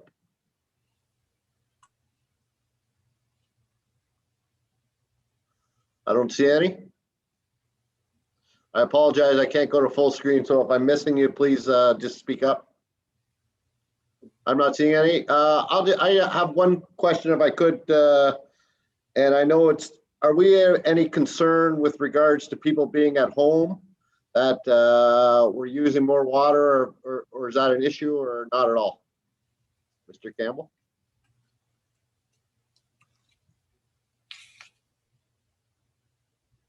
Deputy Mayor, members of council. Yeah, during the COVID year, it's been very interesting for us because, a large population in town travels outside of town to do their daily work. Normally they go elsewhere in Simcoe County. And on a daily basis, during the daytime hours, we wouldn't see that consumption of water and wastewater from those homes. With people working from home, we actually have seen a higher consumption of water last year, and we'll see how that works out this year. And that is helping, put a little bit of extra money in the bank, but it's also, the wear and tear of producing more water and wastewater, and the costs have gone up as a result of generating and supporting that demand. So we have seen an increase from the impact of COVID. Okay, thank you for the answer. Any other questions or comments? I see none. Mr. Jeremy, Councilor Gordon? Thanks, more just a comment. I mean, these numbers they're high, but they're not a shock to us. We were told this needs to be done, and I think as long as we continue to enjoy going to our tap and be able to drink the water that comes out, it's not brown. And speaking of brown, flush it down. Those are all services that we enjoy, and as a result, we have to pay for. And you're going to hear me speak to my goals for our overall budget stance for this year later on tonight. But municipal wastewater and water and the recommendations of Mr. Campbell and the realities of our aging infrastructure are inescapable, and they're just the cost of living in a settled municipality. So you won't see me coming out swinging against these ones. They're necessary evils and things we all enjoy. So I appreciate your update, Mr. Campbell, and also the tour that I had a few years ago, where I actually saw how this all works. It is really quite magical. Even with the aging infrastructure, it's amazing, what you guys do with such a small team on the other side of town there. Thank you. Any other questions or comments? I see none. Mr. Jeremy, all yours, sir. And thank you very much, Mr. Campbell. Appreciate your presentation. Yes, thanks, Andy. Okay, now we're going to get into a little bit of conversation about our capital plan. This first slide is really focused on the 2021 capital budget. And our 2021 capital budget really places an emphasis on addressing the town's most critical rehabilitation, replacement, and renewal needs. It is looking at catching up on work that was deferred in 2020 due to the COVID-19 challenges that we had. And the final item, which is also really important, is that it's initiating the planning and design work to bring a number of larger projects that are on the horizon to a shovel-ready state. So with that in mind, the recommended 2021 capital budget includes a request of $8.9 million for new projects, in addition to the previously approved capital commitments, which total roughly $25.6 million. So taken together, the approved capital budget will be about $34.5 million.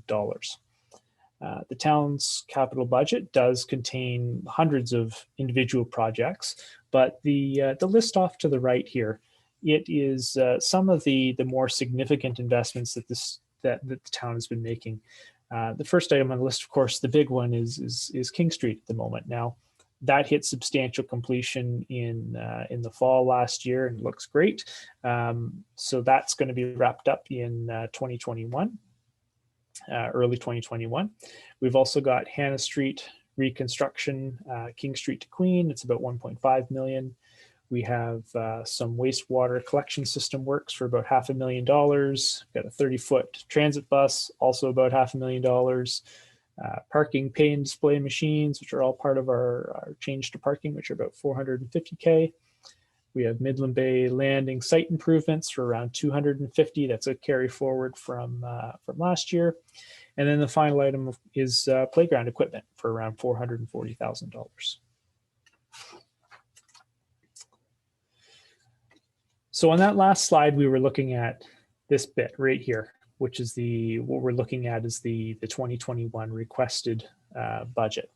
For 2021, you've been presented with a 10-year capital plan, and that consists of a 1-year capital budget from the previous slide. Again, that's this bit right here, as well as a 9-year capital forecast, which is all of this stuff out here in yellow.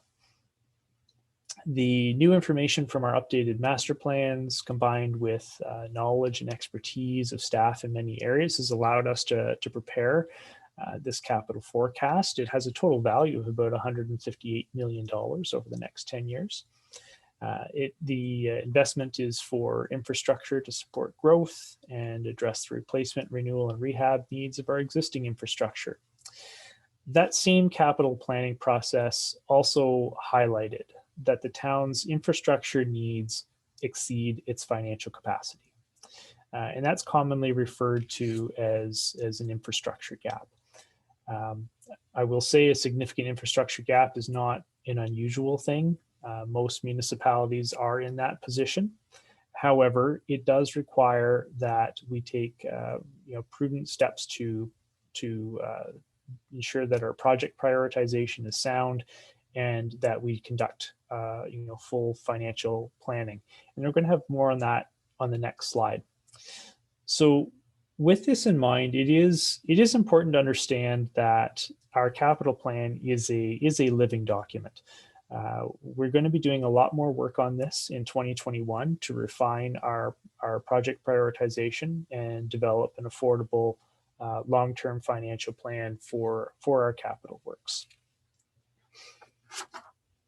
So that brings us, with this in mind, it brings us over to our financial overview, which is what we're looking at here. As noted, the capital planning process highlighted that the town's infrastructure needs over the coming years exceed its financial capacity. The charts on the screen translate those infrastructure needs into some financial forecasts for the most common capital funding mechanisms, being reserves and external borrowing. This one is reserves, this one is external borrowing. As sustainable capital plans require a balance of reserves and external borrowing, these charts really should be considered together to get a fulsome view of the town's financial outlook. So the first one, again, up here, is Consolidated Reserves and Reserve Funds chart.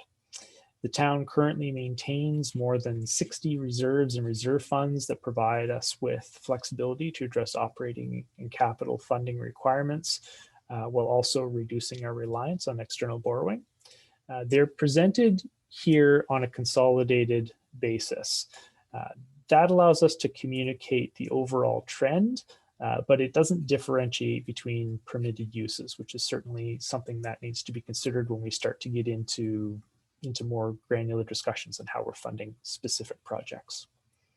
The town currently holds roughly $30 million in reserves. However, only a very small portion of that, about 5% or so, is available for general purpose tax funded capital needs.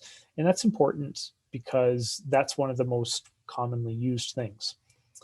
Most of this balance is held in the NPUC Legacy and the Community-Wide Initiatives Reserve. As well, we have significant balances that are in our DCs, water and wastewater reserves. Both the Midland Bay Landing Property Reserve and our Police Transition Reserve are in deficit positions currently. Both of those reserves do have a plan in place to get themselves out of a deficit, but in neither instance is that going to be something that's achieved in the short term. Information on this reserve chart is presented on the basis of commitments, which is to say that it assumes that we're spending the funds in the same period that the project is approved.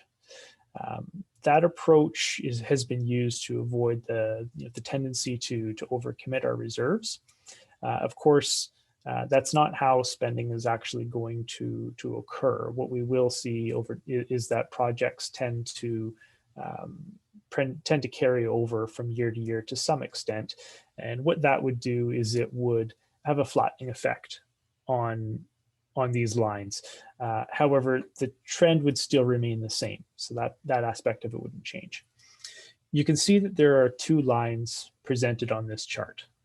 The first one, this blue line, that assumes that the town's going to rely exclusively on reserves to fund its capital plan. And you can see clearly that's not an affordable option, as it would completely deplete our reserves very, very quickly. So that's not something that we can entertain.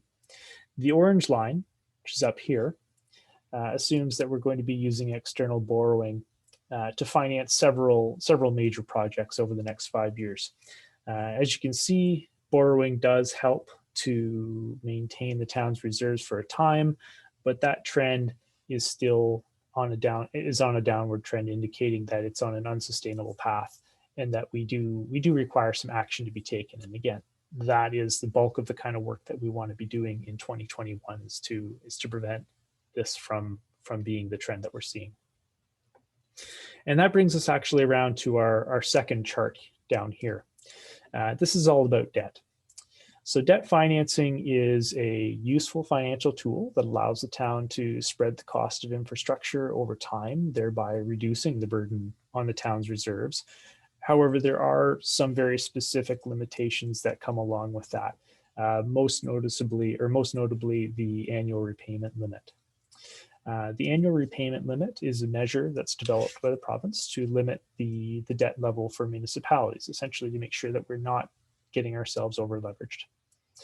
The chart presents a 5-year forecast of estimated annual debt payments compared to the 25% limit, which is imposed by the province. That's our blue line right here. As well, some municipalities will set a lower annual repayment limit as a best practice, and that's usually somewhere in the vicinity of 20%, which is this yellow line right here. So we don't want to be going above these lines. In fact, we can't be going above these lines in a lot of cases. So in relation to those limits, we have these repayment bars, which are measuring the amount of debt, the value of the debt repayments that we're making each year. The orange component of the bar represents our annual debt payments for outstanding debt, net of any maturing debt that we may have over the next few years. That's why it's subtle, but there is a bit of a bell shape to it, because we do have some maturing debt, especially out in 2024 and 2025.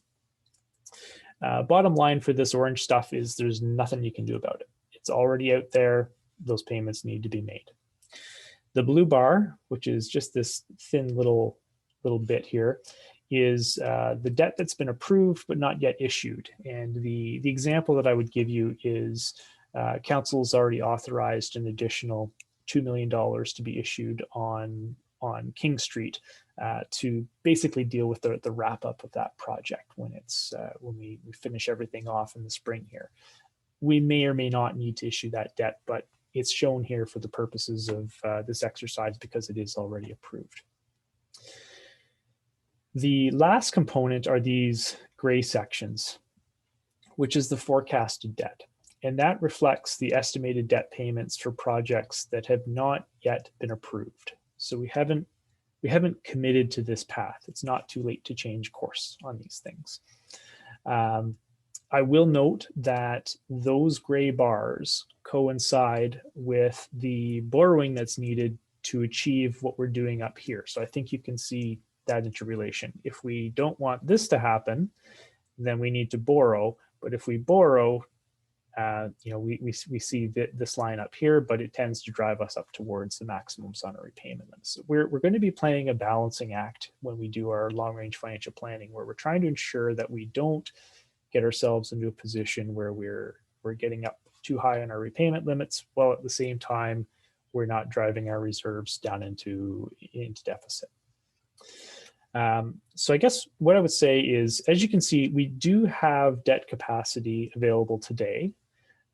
However, committing to debt financing projects, we do need to consider some other factors, such as affordability for tax and ratepayers, prevailing interest rates, long-term sustainability of ultimate funding sources, that sort of thing. An example that I would give you maybe is if we borrowed today, just as a hypothetical, we borrowed up to this 20% ARL, which is, sorry, that annual repayment limit, it would require a blended tax rate increase of nearly 11% to service that debt. The point there is we may have debt capacity, and that's good, but accessing that debt capacity does have implications to it. All right, so key takeaway from this slide and these two charts in particular. Overall, the town's reserves and debt positions are relatively healthy today. However, the capital planning process has identified that our infrastructure needs exceed the town's financial capacity. It's not an issue that's unique to Midland, but it does require careful project prioritization and financial planning. The piece about what we're going to do about it, first thing is a reminder that we are only approving a one-year capital budget. That means that all of those projects that are in 2022 and beyond are forecasts. They're not approved budgets, and we haven't locked into that plan as of yet. Again, it is a living document. It is something that we will be continuing to evolve over time. More work needs to be done in 2021 to refine our project prioritization and develop an affordable long-term financial plan for these works. And the last point that I'll make on our reserves specifically is that just as important as what we're taking out of these reserves to fund these projects is what we're putting into them, into the reserves. Council took a very important step a couple of years ago, implementing that 1% sustainable capital levy.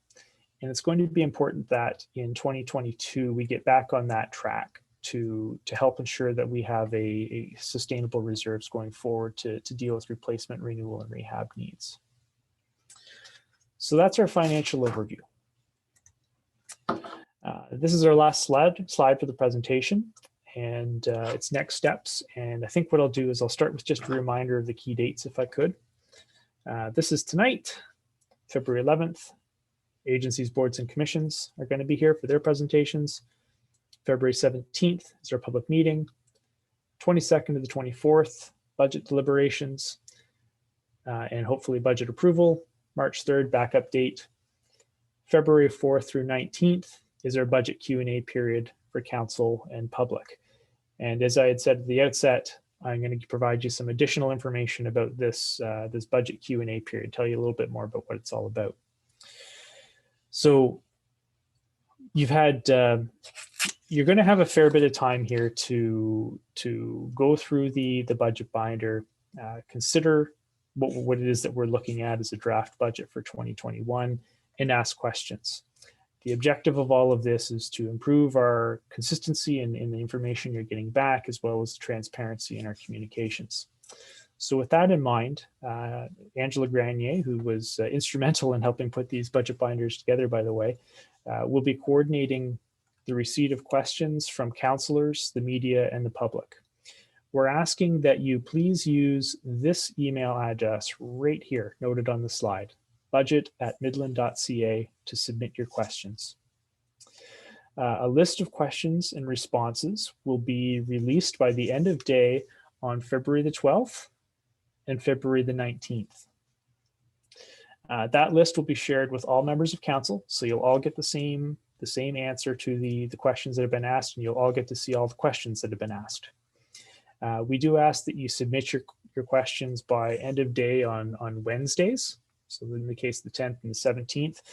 And that's just to allow us enough time to prepare a meaningful response to your questions. Staff are going to make every effort to ensure that every question we receive gets a response in the week that it was asked. However, there may be instances where we have to do additional time we needed because of the complexity of the question that's been asked and the need to do some research or something to that effect. So that does conclude the presentation. And if there's any specific questions regarding the presentation or the process, I think now we'll open it up for that.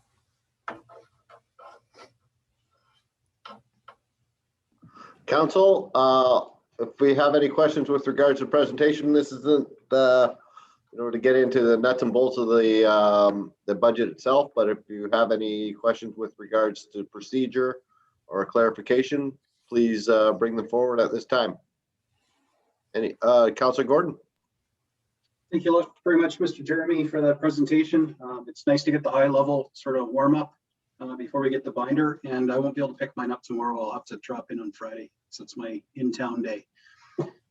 There was one of the slides where you overlaid, what we potentially would have to go to market and borrow for, and what it would look like, running right into the ground, actually, like a 747 smashing from 20,000 feet. Yeah. That you said it's consolidated between reserve and reserve fund forecast, but I was just wondering if there is a visualization that would show the difference between our capital expenditures and our operational side. Maybe need to blow that graph out so we could get an understanding of what that looks like for our OPEX and our CAPEX spend, rather than having everything all. It's very visually pleasing, but just to get a better understanding of that, because that's what we're essentially going to have to do on a sort of section by section basis on the binder, unless it's maybe it's already presented in that way. And just that was one question. I have another one after that. Mr. Jeremy? I think we need to hear that one again. So we wanted to compare our capital expenditures and our operating expenditures. Yeah, like without debt financing, when you look at that requirement, is this only for capital, or is that blended to include our operational expenses? This is just capital. This is focused on our capital program because it is the lion's share of how these reserves are used. Okay, fair enough. So that answers that question. My second one, yes, thank you. My second one was, we're seeing other municipalities around us pulling off a tax freeze, basically a 0% increase on things they can, like obviously water and wastewater. Our hands are largely tied. And, I've been talking about this for a few weeks, and the people that have talked to me clearly didn't fill out the survey. The 57 people out of our 17,000 that decided to participate in that survey that support a 1 or 2% tax increase, I don't think they're the ones that are talking to me and really urging us to hold the line. Let's give Midland ratepayers a break during the pandemic and not raise taxes at all this year.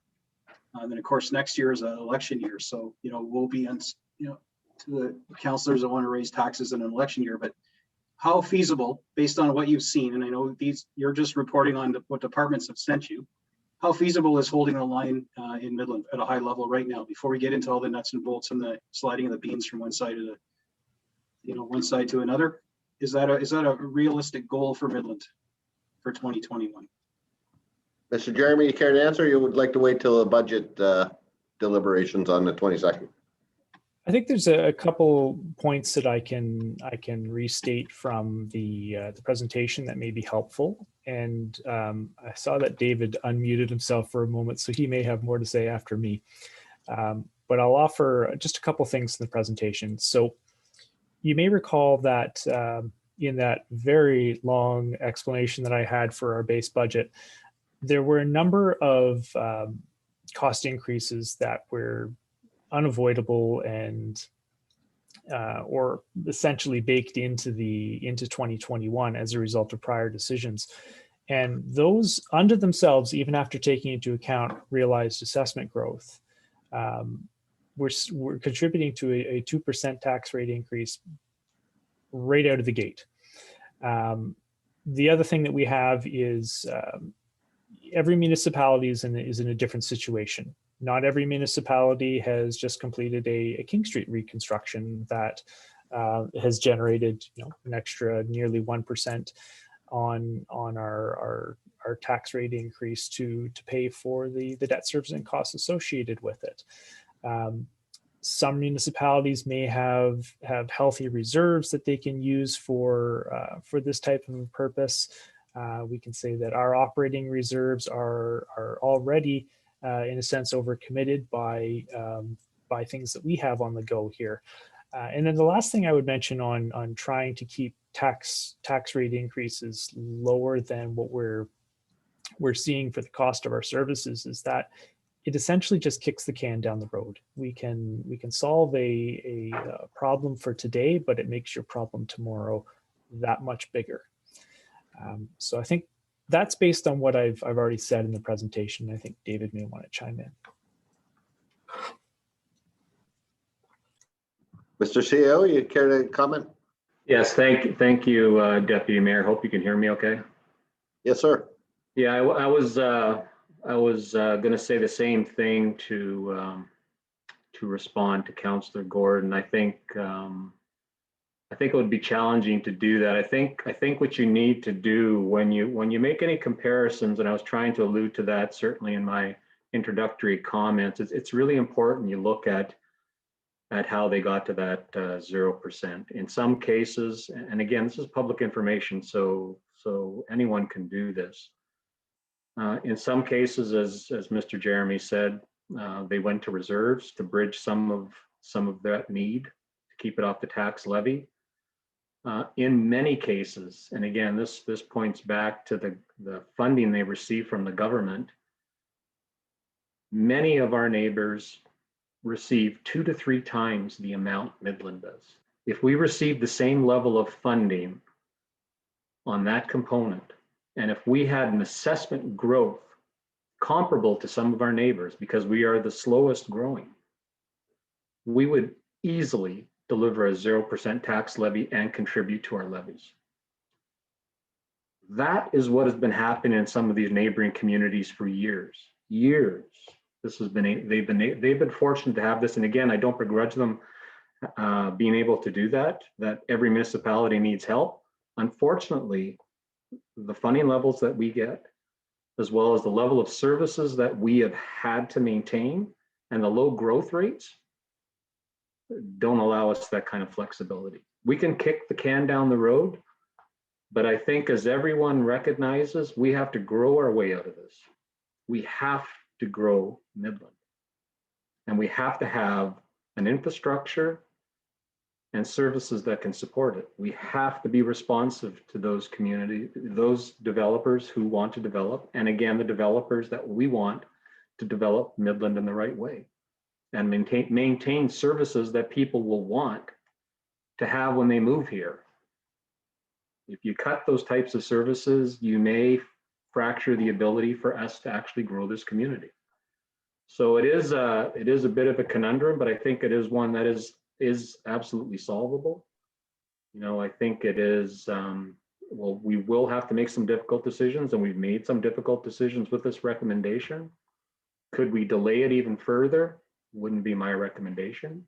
Should we go through the process through this budget and examine some things as we've indicated? Absolutely.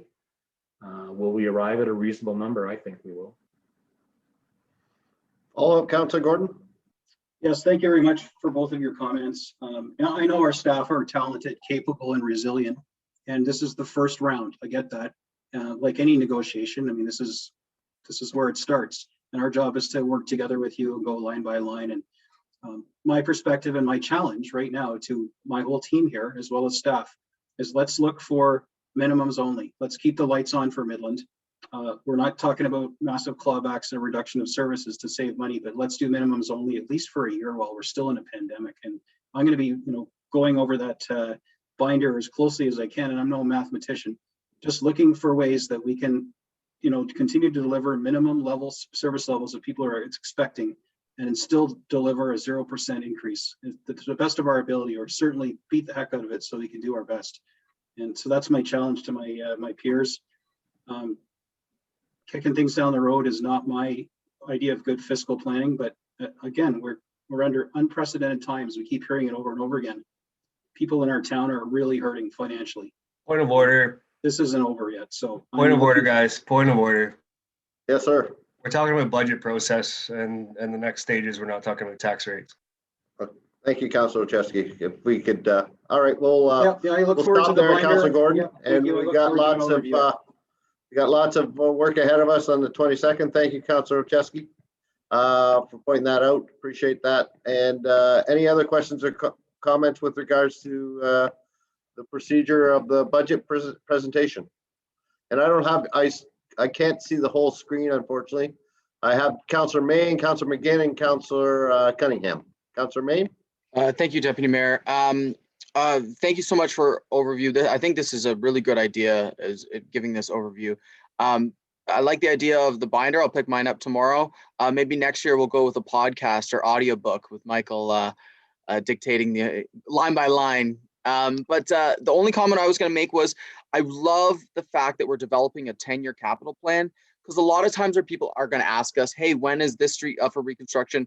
When are we going to see this new sidewalk segment, or those types of questions? So to be able to have that long-term forecast, to be able to say, you know, not this year, not next year, but the year after, would be super helpful for residents, and certainly businesses downtown. They were grimacing with the King Street reconstruction, knowing that was coming. So to be able to forecast long-term for residentials, because we know reconstruction is so disruptive on neighborhoods, it's just a nice thing to give people a heads up, even a year or two. So the 10-year plan, look forward, very much appreciate that, and look forward to going through that. I think that's just going to be a great document going forward. I think the public's going to really appreciate that. So thank you guys for all the hard work. Thanks, everyone. Thank you, Councillor Main. Councillor McGinn.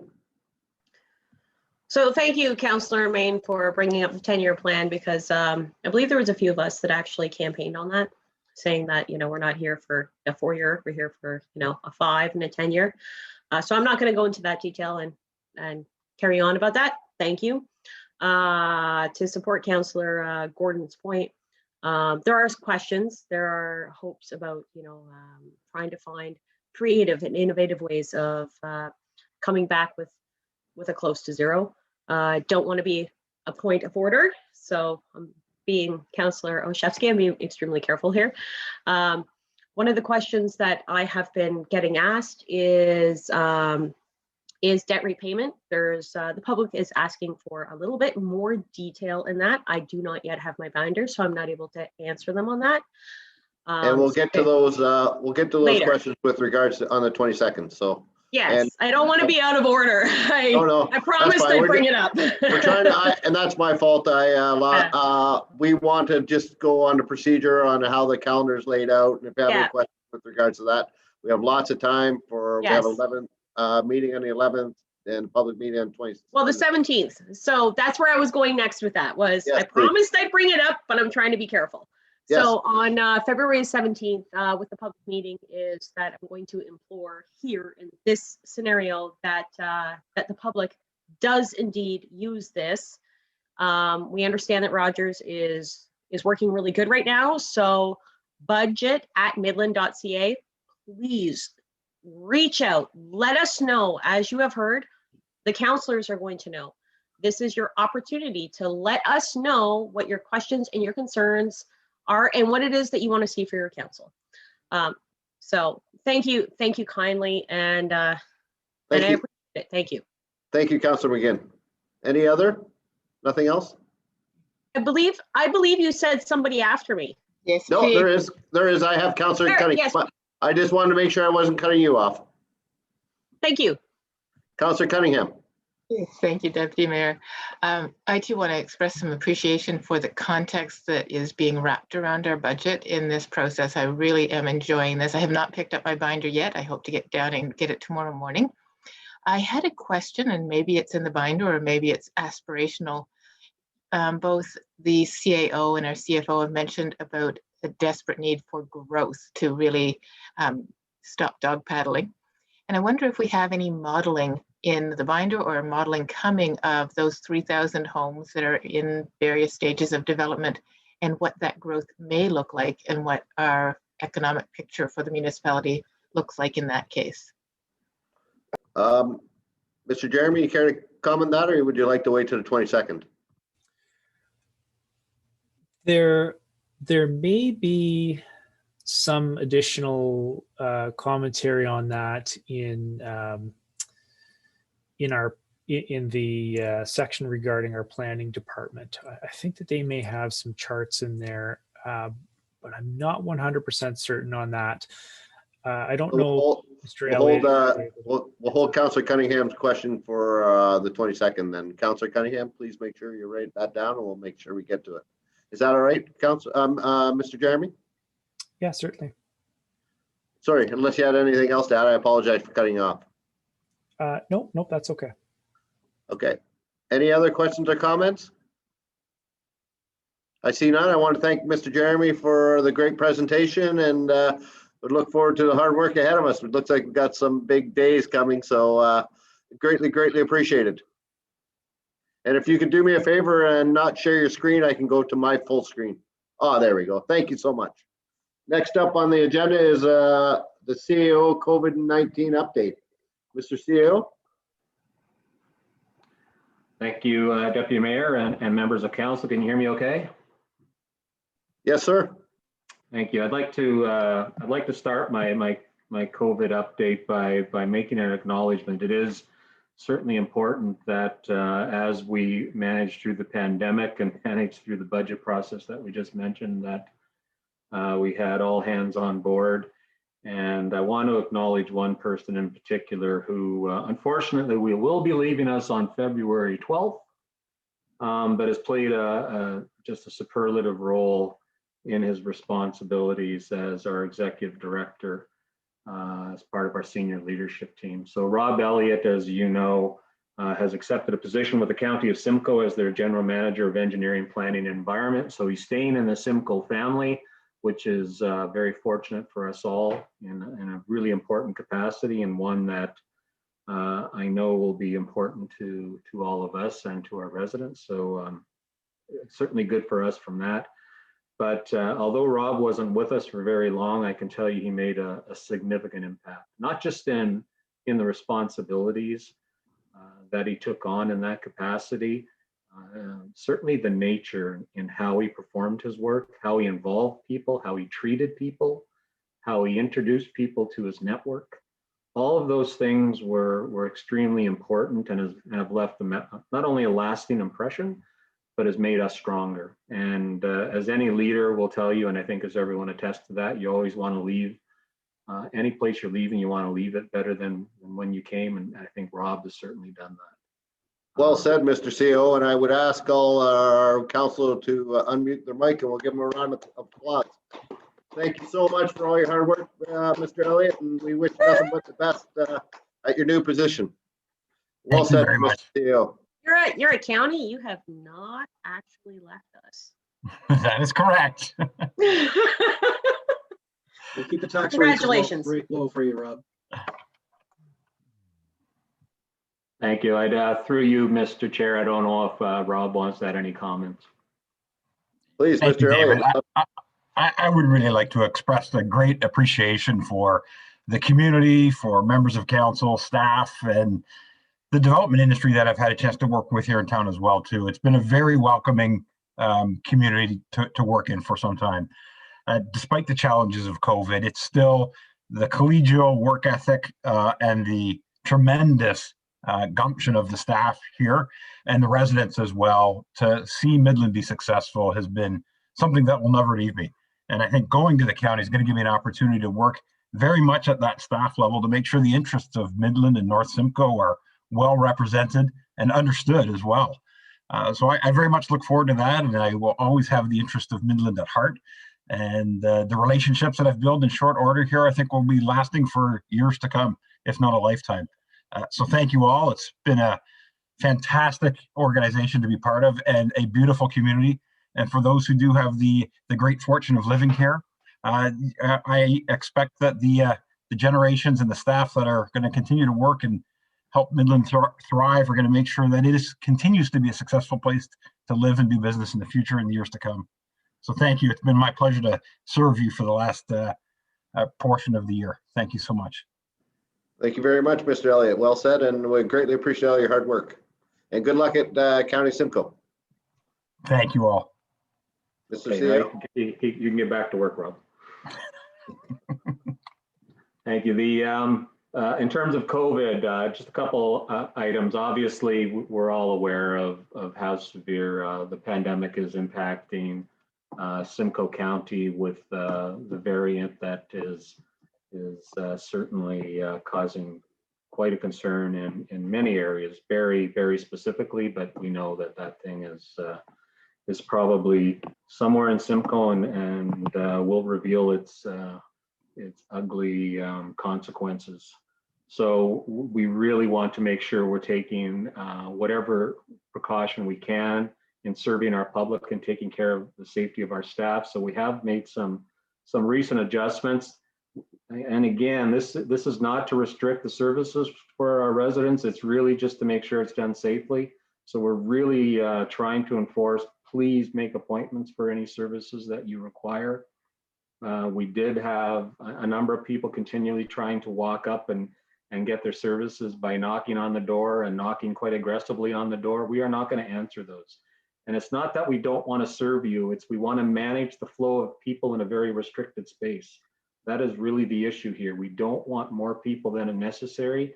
It's pretty tight quarters at Town Hall for our staff, and we want to protect them and protect our residents. So if you make an appointment, we'll make sure they're spaced out. And we'll make sure that when we actually serve you, we can do it safely. So we certainly made that adjustment. The other adjustment we made, and that was a little earlier in the month, is when we went into lockdown, we did make a determination that we could use some of our staff from the rec center in operational capacity. It's wonderful that we've got the flexibility to do that, and they have the skills, and they are a can-do team, and they will help at any way they can. So we were able to redeploy them into some operational areas, as well as helping out on the planning and the bylaw front. So that was great. Unfortunately, we did have to lay off 3 people. So that is unfortunate. Hopefully this will be temporary as this lockdown occurs and we get COVID under situation. But again, I really want to thank the flexibility of our bargaining units in working with us on making that change happen, and particularly our staff for adjusting to that. So I want to thank them for that. The last thing I'll comment on is I just want to acknowledge our wastewater team. As some of you may know, we'd alluded to this before, but the work is really continuing. We're amongst a small number of municipalities who are participating with the province and the Simcoe Muskoka Health Unit in doing wastewater testing. And that's really to help determine if you can predict when COVID is evident in your community. So this is being done with the universities. You know, there's some funding provided by the provinces to help and assist in that. But again, I think it speaks to the innovation of Midland. I think it speaks to the expertise of the people working in our water, wastewater area. Andre Pepe is one of our people there who is actually leading that group and making a really valuable contribution, not just for Midland, obviously, but for a very broad community. You know, this could be certainly important research that's looked at internationally. So just wanted to acknowledge the work of our folks in that, and to the innovation that's being embraced.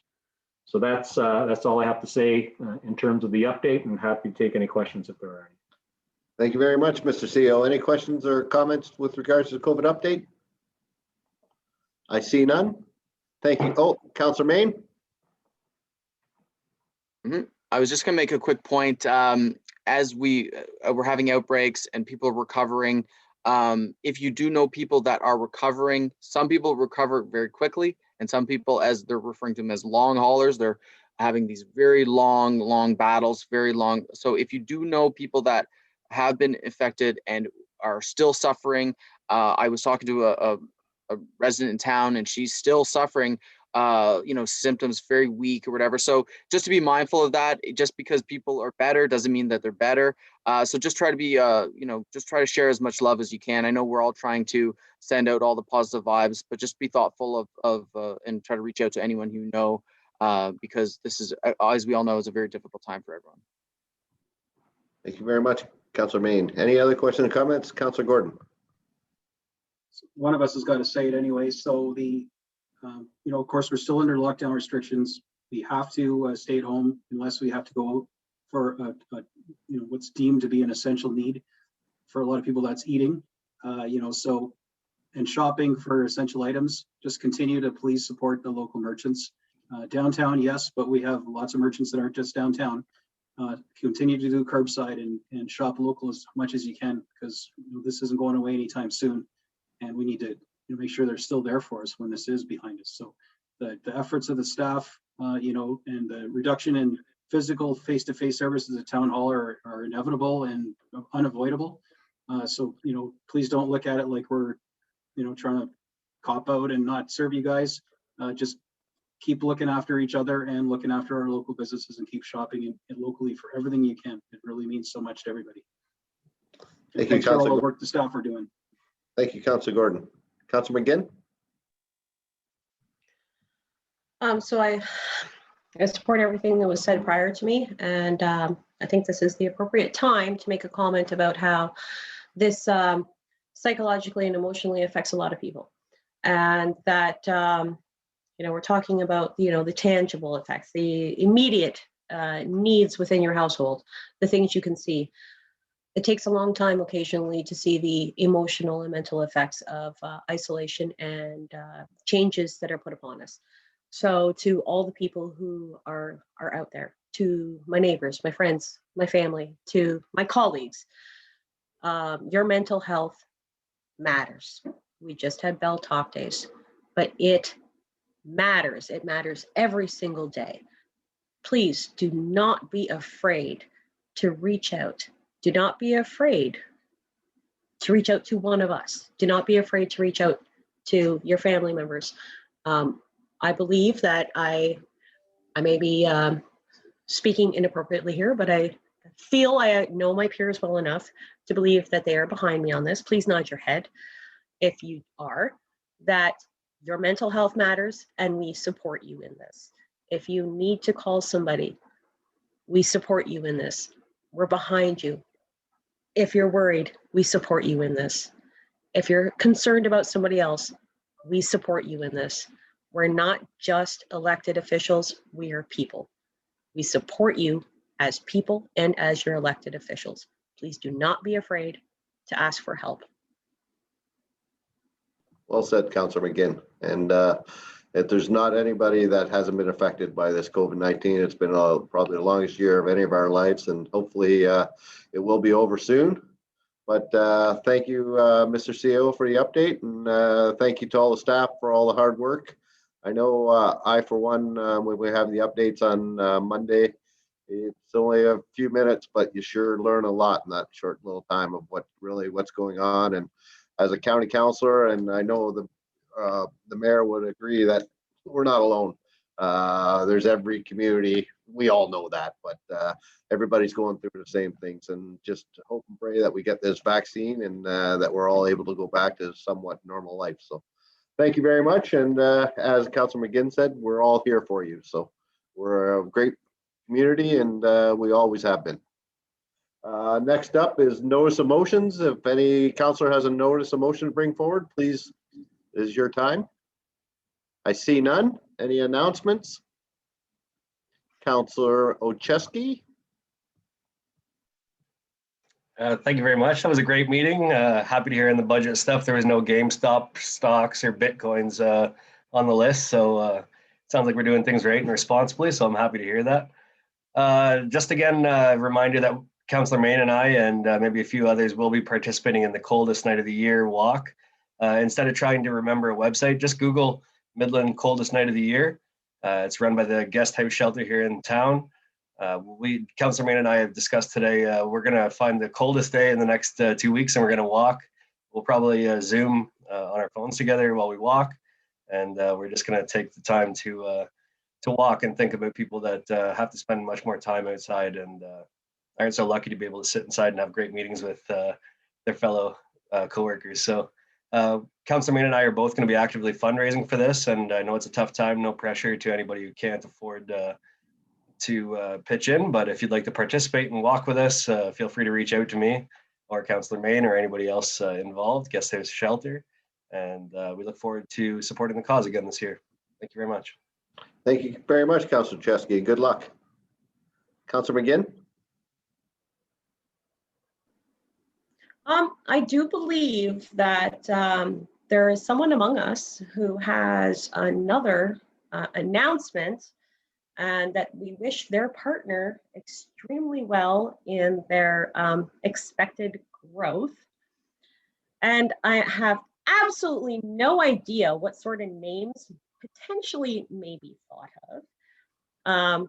But I'm wondering if perhaps, and I'm being facetious here, we can put a motion together that council has to approve, because we have no idea if it's going to be a hyphenated last name. Oh, there, yeah, you are on the spot, mister. And I hope you're sharing the screen with me live.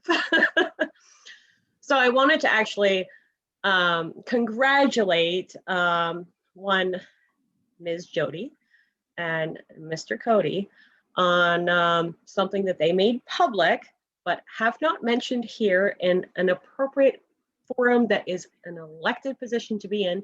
Congratulations, sir. I look forward to seeing you match your partner's growth in weight. That's the second time I have winked tonight.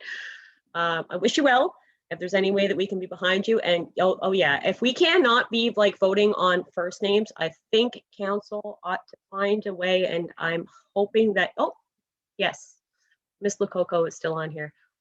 I'm hoping we can find a way to actually be allowed to participate in the middle name. Congratulations, sir.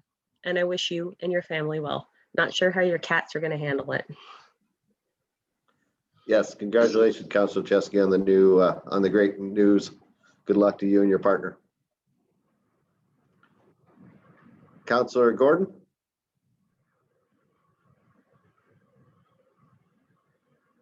You're on mute. You're muted, sir. I thought that was going to be a phrase left behind in 2020.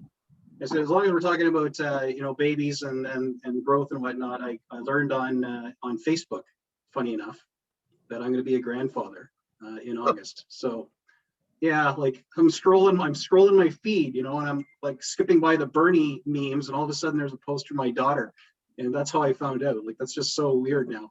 Anyway, she was mortified that that's how I learned of it. But anyway, so we'll see. That's supposed to be around August 19th, which is also my wedding anniversary. But I wasn't going to start off and talk about that and brag, because I'm not a grandpa yet, although I'm starting to feel old to saying it. I did want to reference the input that I think we've all been getting, these resist MZO form letters. So people are filling out petitions online to, you know, urging their local municipalities to resist, you know, ministerial zoning orders, which is a planning tool that is available to the provincial government. And I think we all get these emails. At least I get no shortage of them. And I just want to let people know that I typically respond to emails that are sent to me personally, but just the sheer volume of these bad boys and the fact that they're literally a form letter, I haven't been responding. So for people watching, you know, wondering why isn't he emailing me? Form letters I typically don't acknowledge receipt of because they're form letters, and they clearly are. But I am getting them, and I am trying to read up on it. And as far as I know, it's not something that's before Midland right now. But I will be taking your comments to heart if it ever does land in our lap. And secondly, from the mailbag too, I've been getting a lot of communications, people with grave concerns about what's going to happen to the trail system, mountain bikes and otherwise, up on where we're doing the scope secondary plan up behind Mountain View Mall. And a lot of concern over, you know, that's going to vanish and disappear overnight. And I just wanted to let you know as well too, I'm getting a lot of emails and calls about that. And that's something that council will talk about as it progresses. And I'm sure there'll be lots of input on from a planning perspective, and no one's going to be mowing down trees and shutting this largely private property down anyway, anytime soon. But I just wanted to call those two things out because I am getting a lot of contacts on those, and it's difficult to follow up on them all. So thank you for continuing to reach out to me, and I'm sure fellow councillors here are also getting the same communications and hearing what you're saying. So thank you. Thank you very much, Councilor Gordon, and congratulations, Grandpa. Any other announcements? I see none. I'll move on. Unfortunately, Your Worship, I don't have the motion to get out here. You may have it in front of you. If you do, I'll leave it to you. Thank you, Deputy Mayor. So there's a motion moved by Councillor Prost, seconded by Councillor Shevsky, that the Committee of the Whole rise and report. All those in favor? Thank you. That carries. Thank you very much, Your Worship, and thank you, everyone. Thank you, Deputy Mayor. Next, we have a motion moved by Councillor Cunningham, seconded by Deputy Mayor Ross, that the recommendations of the Committee of the Whole for the meeting of February 3rd, 2021 be adopted as resolutions of Council. Any comments or questions with regard to the motion? Seeing none, all in favor? Thank you, and that carries. The next item, I am going to hand the chair back to the Deputy Mayor in that I have motions for which notice has been given. And I put that motion forward, so I'd like to hand the chair back to Deputy Mayor Ross for the moment. Sure, I'll if you would like to read the motion and we'll discuss it, I'll take any questions or comments, if that's fine with you, Your Worship. Thank you, Deputy Mayor. So it's moved by myself, seconded by Deputy Mayor Ross. Whereas traffic volumes and speeding on 4th Street from Yonge Street to Minden Street has created dangerous situations at the intersections of 4th Street with Hugel Avenue, Dominion Avenue, and Bay Street. And whereas speeding on 4th Street has raised concern by 4th Street residents for their safety when entering and exiting their driveways. And whereas speeds have been clocked in excess of 100 kilometers per hour, the 50 kilometer an hour per zone on 4th Street. Now therefore be it resolved that Council requests engineering to examine means of slowing and redirecting traffic on 4th, including the use of a signalized intersection at Quebec and 4th Street, and conversion of the center lane to a turn lane, and staff be directed to investigate the ability of operations to close access to 4th Street at the north side of Dominion Avenue permanently or temporarily, including the impact of this on operations and emergency services. So that is the motion I'm proposing. Would you like to add anything, Your Worship, before I move to questions? I think it's pretty clear. Thank you, Deputy Mayor. I think it's pretty clear. I know in conversations I've had with residents living between Bay Street and Minden on that stretch of 4th, they've been involved in numerous small fender benders and so on, and are actually as a consequence of just trying to slow down and get in the driveway. And people, I drive that particular piece of road up to Dominion, and I can tell you that driving along there is really, really something else. I mean, people are aggressive. They have little patience for people who are trying to access their residences. When you go up to between Dominion Avenue and Hugel, it's just every residence has a sign, please slow down, please slow down. And when you get to Hugel and Dominion, Hugel and 4th, I understand just recently this afternoon, there was an accident in which fairly severe, 2 vehicles, airbags deployed. I don't know the outcome, whether there were injuries or not.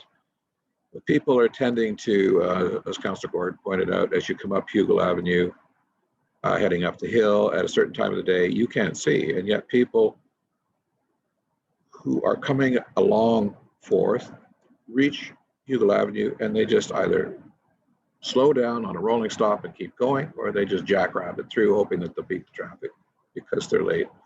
So I think that it's high time that we do something proactive to make that street a lot safer for residents, and to try and deal with volumes which clearly are not appropriate for that particular street. So I put this to council as a means of doing that, having staff look at the implications before we actually do anything. But I think it's high time we actually stop this as a thoroughfare right through to Harborview and beyond.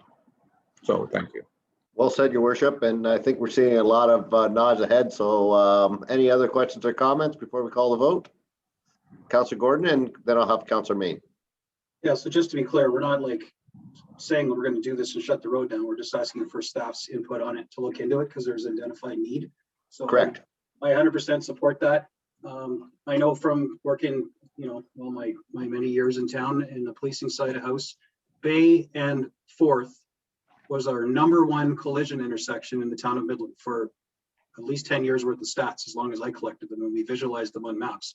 You'd think, with all the accidents all over the rest of the town, King Street, Hugel, and up at the mall of all places where we have tons of people getting into the bang ups, nothing was close to 4th and Bay. It's a bad intersection.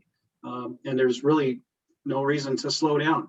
I mean, common sense would tell you to, but there's a back order of that, supply chain issues. So I think that exploring the option of putting barriers of some kind, I don't know if we're talking Jersey barriers or a planter or what, as long as it's feasible by, letting winter snow clearance happen and everything, I think that's an interesting option to explore, because it is a through street. I mean, it's the way we used to take prisoners back and forth to jail to the courts. That was the road. We didn't take any other way. That was the most direct route. So slowing them down and exploring that, I think makes a good sense. So I definitely support this motion, and I look forward to what staff bring back to us. Thank you, Councillor Gordon. Councillor Main. Thank you very much. As somebody who lives on the 4th Street corridor, neighbors bring this up very frequently. I was out for a walk, saw the accident today, seen the accidents before, and I even saw on January 13th, the OPP officer even pulling somebody over on 4th Street because they were going so fast over the hill. Couple points just quickly. I definitely think this corridor certainly needs to be reviewed. Either the whole corridor, as we did look at the whole corridor as part of the transportation master plan, but we definitely are going to have to look at intersections. 4th and Bay is a good recommendation. 4th and Hugel. Unfortunately, Hugel was relatively newly reconstructed, but we're seeing a lot of accidents at that, and a lot of traffic disruption this year with not having King Street. A lot of people seem to be taking 4th. With the pandemic, mobility has been down. A lot of people are working from home, but speeds have been up, right? And so it's a feeling of lost time. I mean, a lot of these people are zipping around town. I mean, people are literally trying to make ends meet. So certainly understand why it's happening, but now where do we go from here? So obviously there's an engineering component of it, and traffic calming. Unfortunately, what comes back to some of the 4th Street segments is traffic calming is usually not recommended for streets that have hills. So some of these segments might not be applicable for traffic calming, but some of the other segments of 4th would be ideal. So 4th between Dominion and Hugel, it's very wide. It's excessively large that we could start looking at some of these traffic calming techniques of reducing turning radiuses, bulb outs or bump outs as they call them. And we are talking about a pedestrian crosswalk at 4th and Hugel, but I said that to the resident and she says, do you think that's really going to help?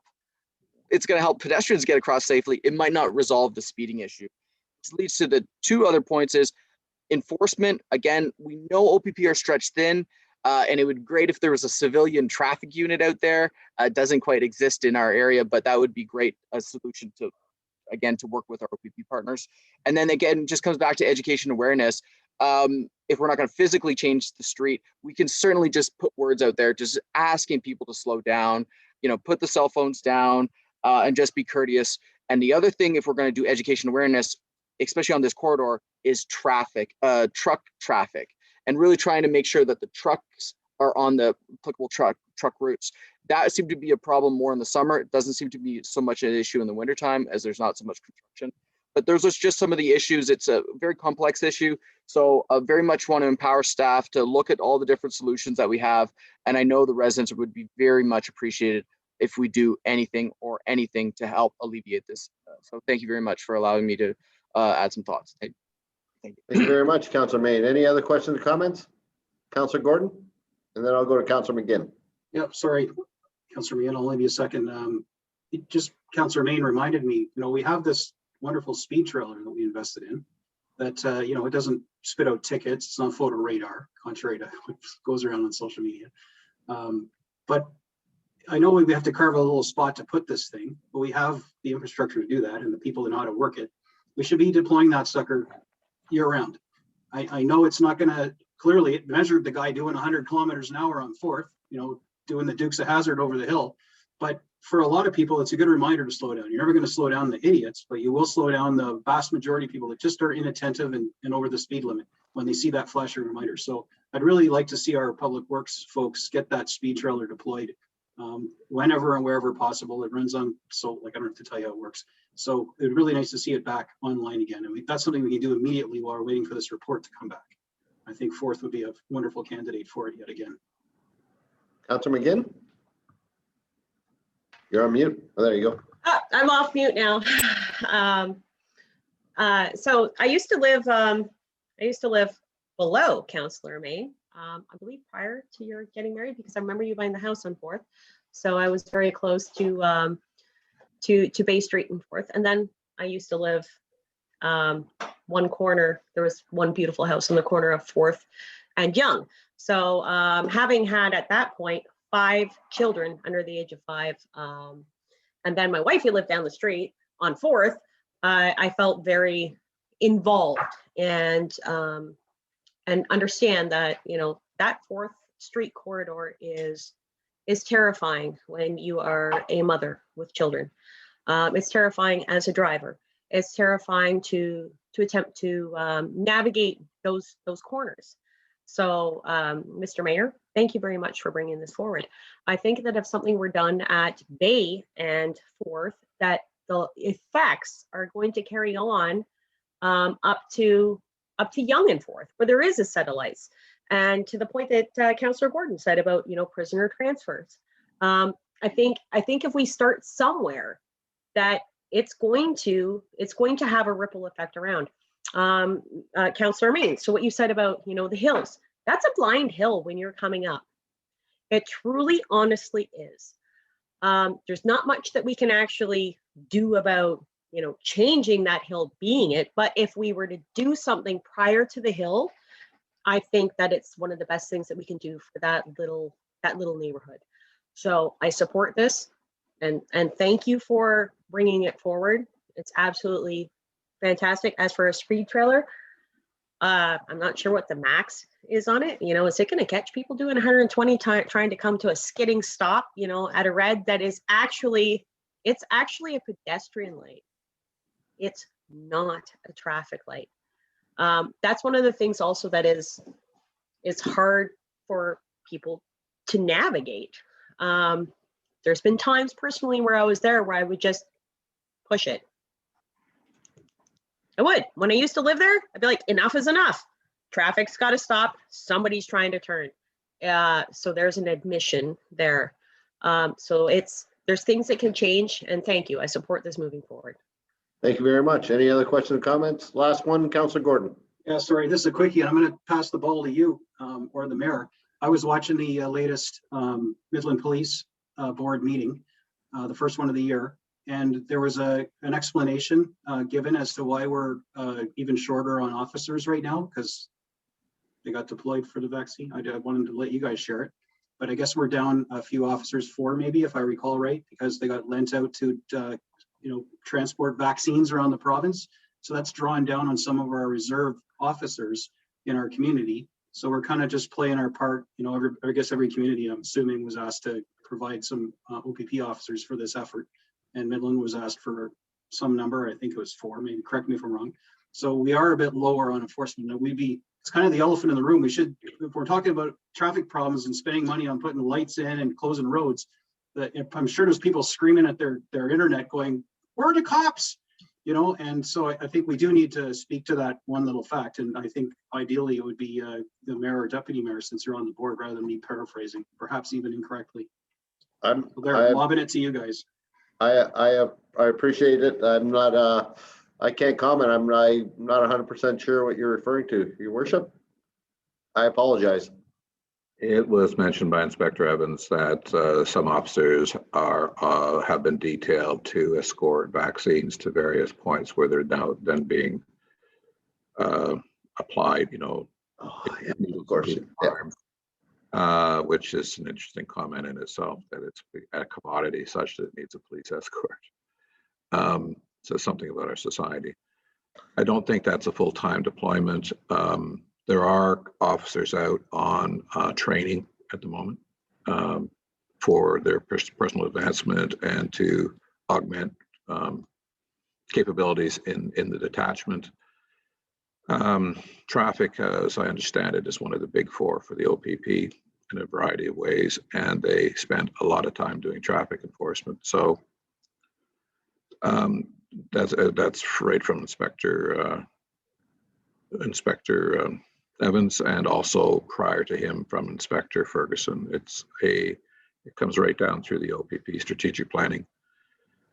They are down, as for a lot of organizations, they're experiencing retirements and recruitment challenges to refill positions. So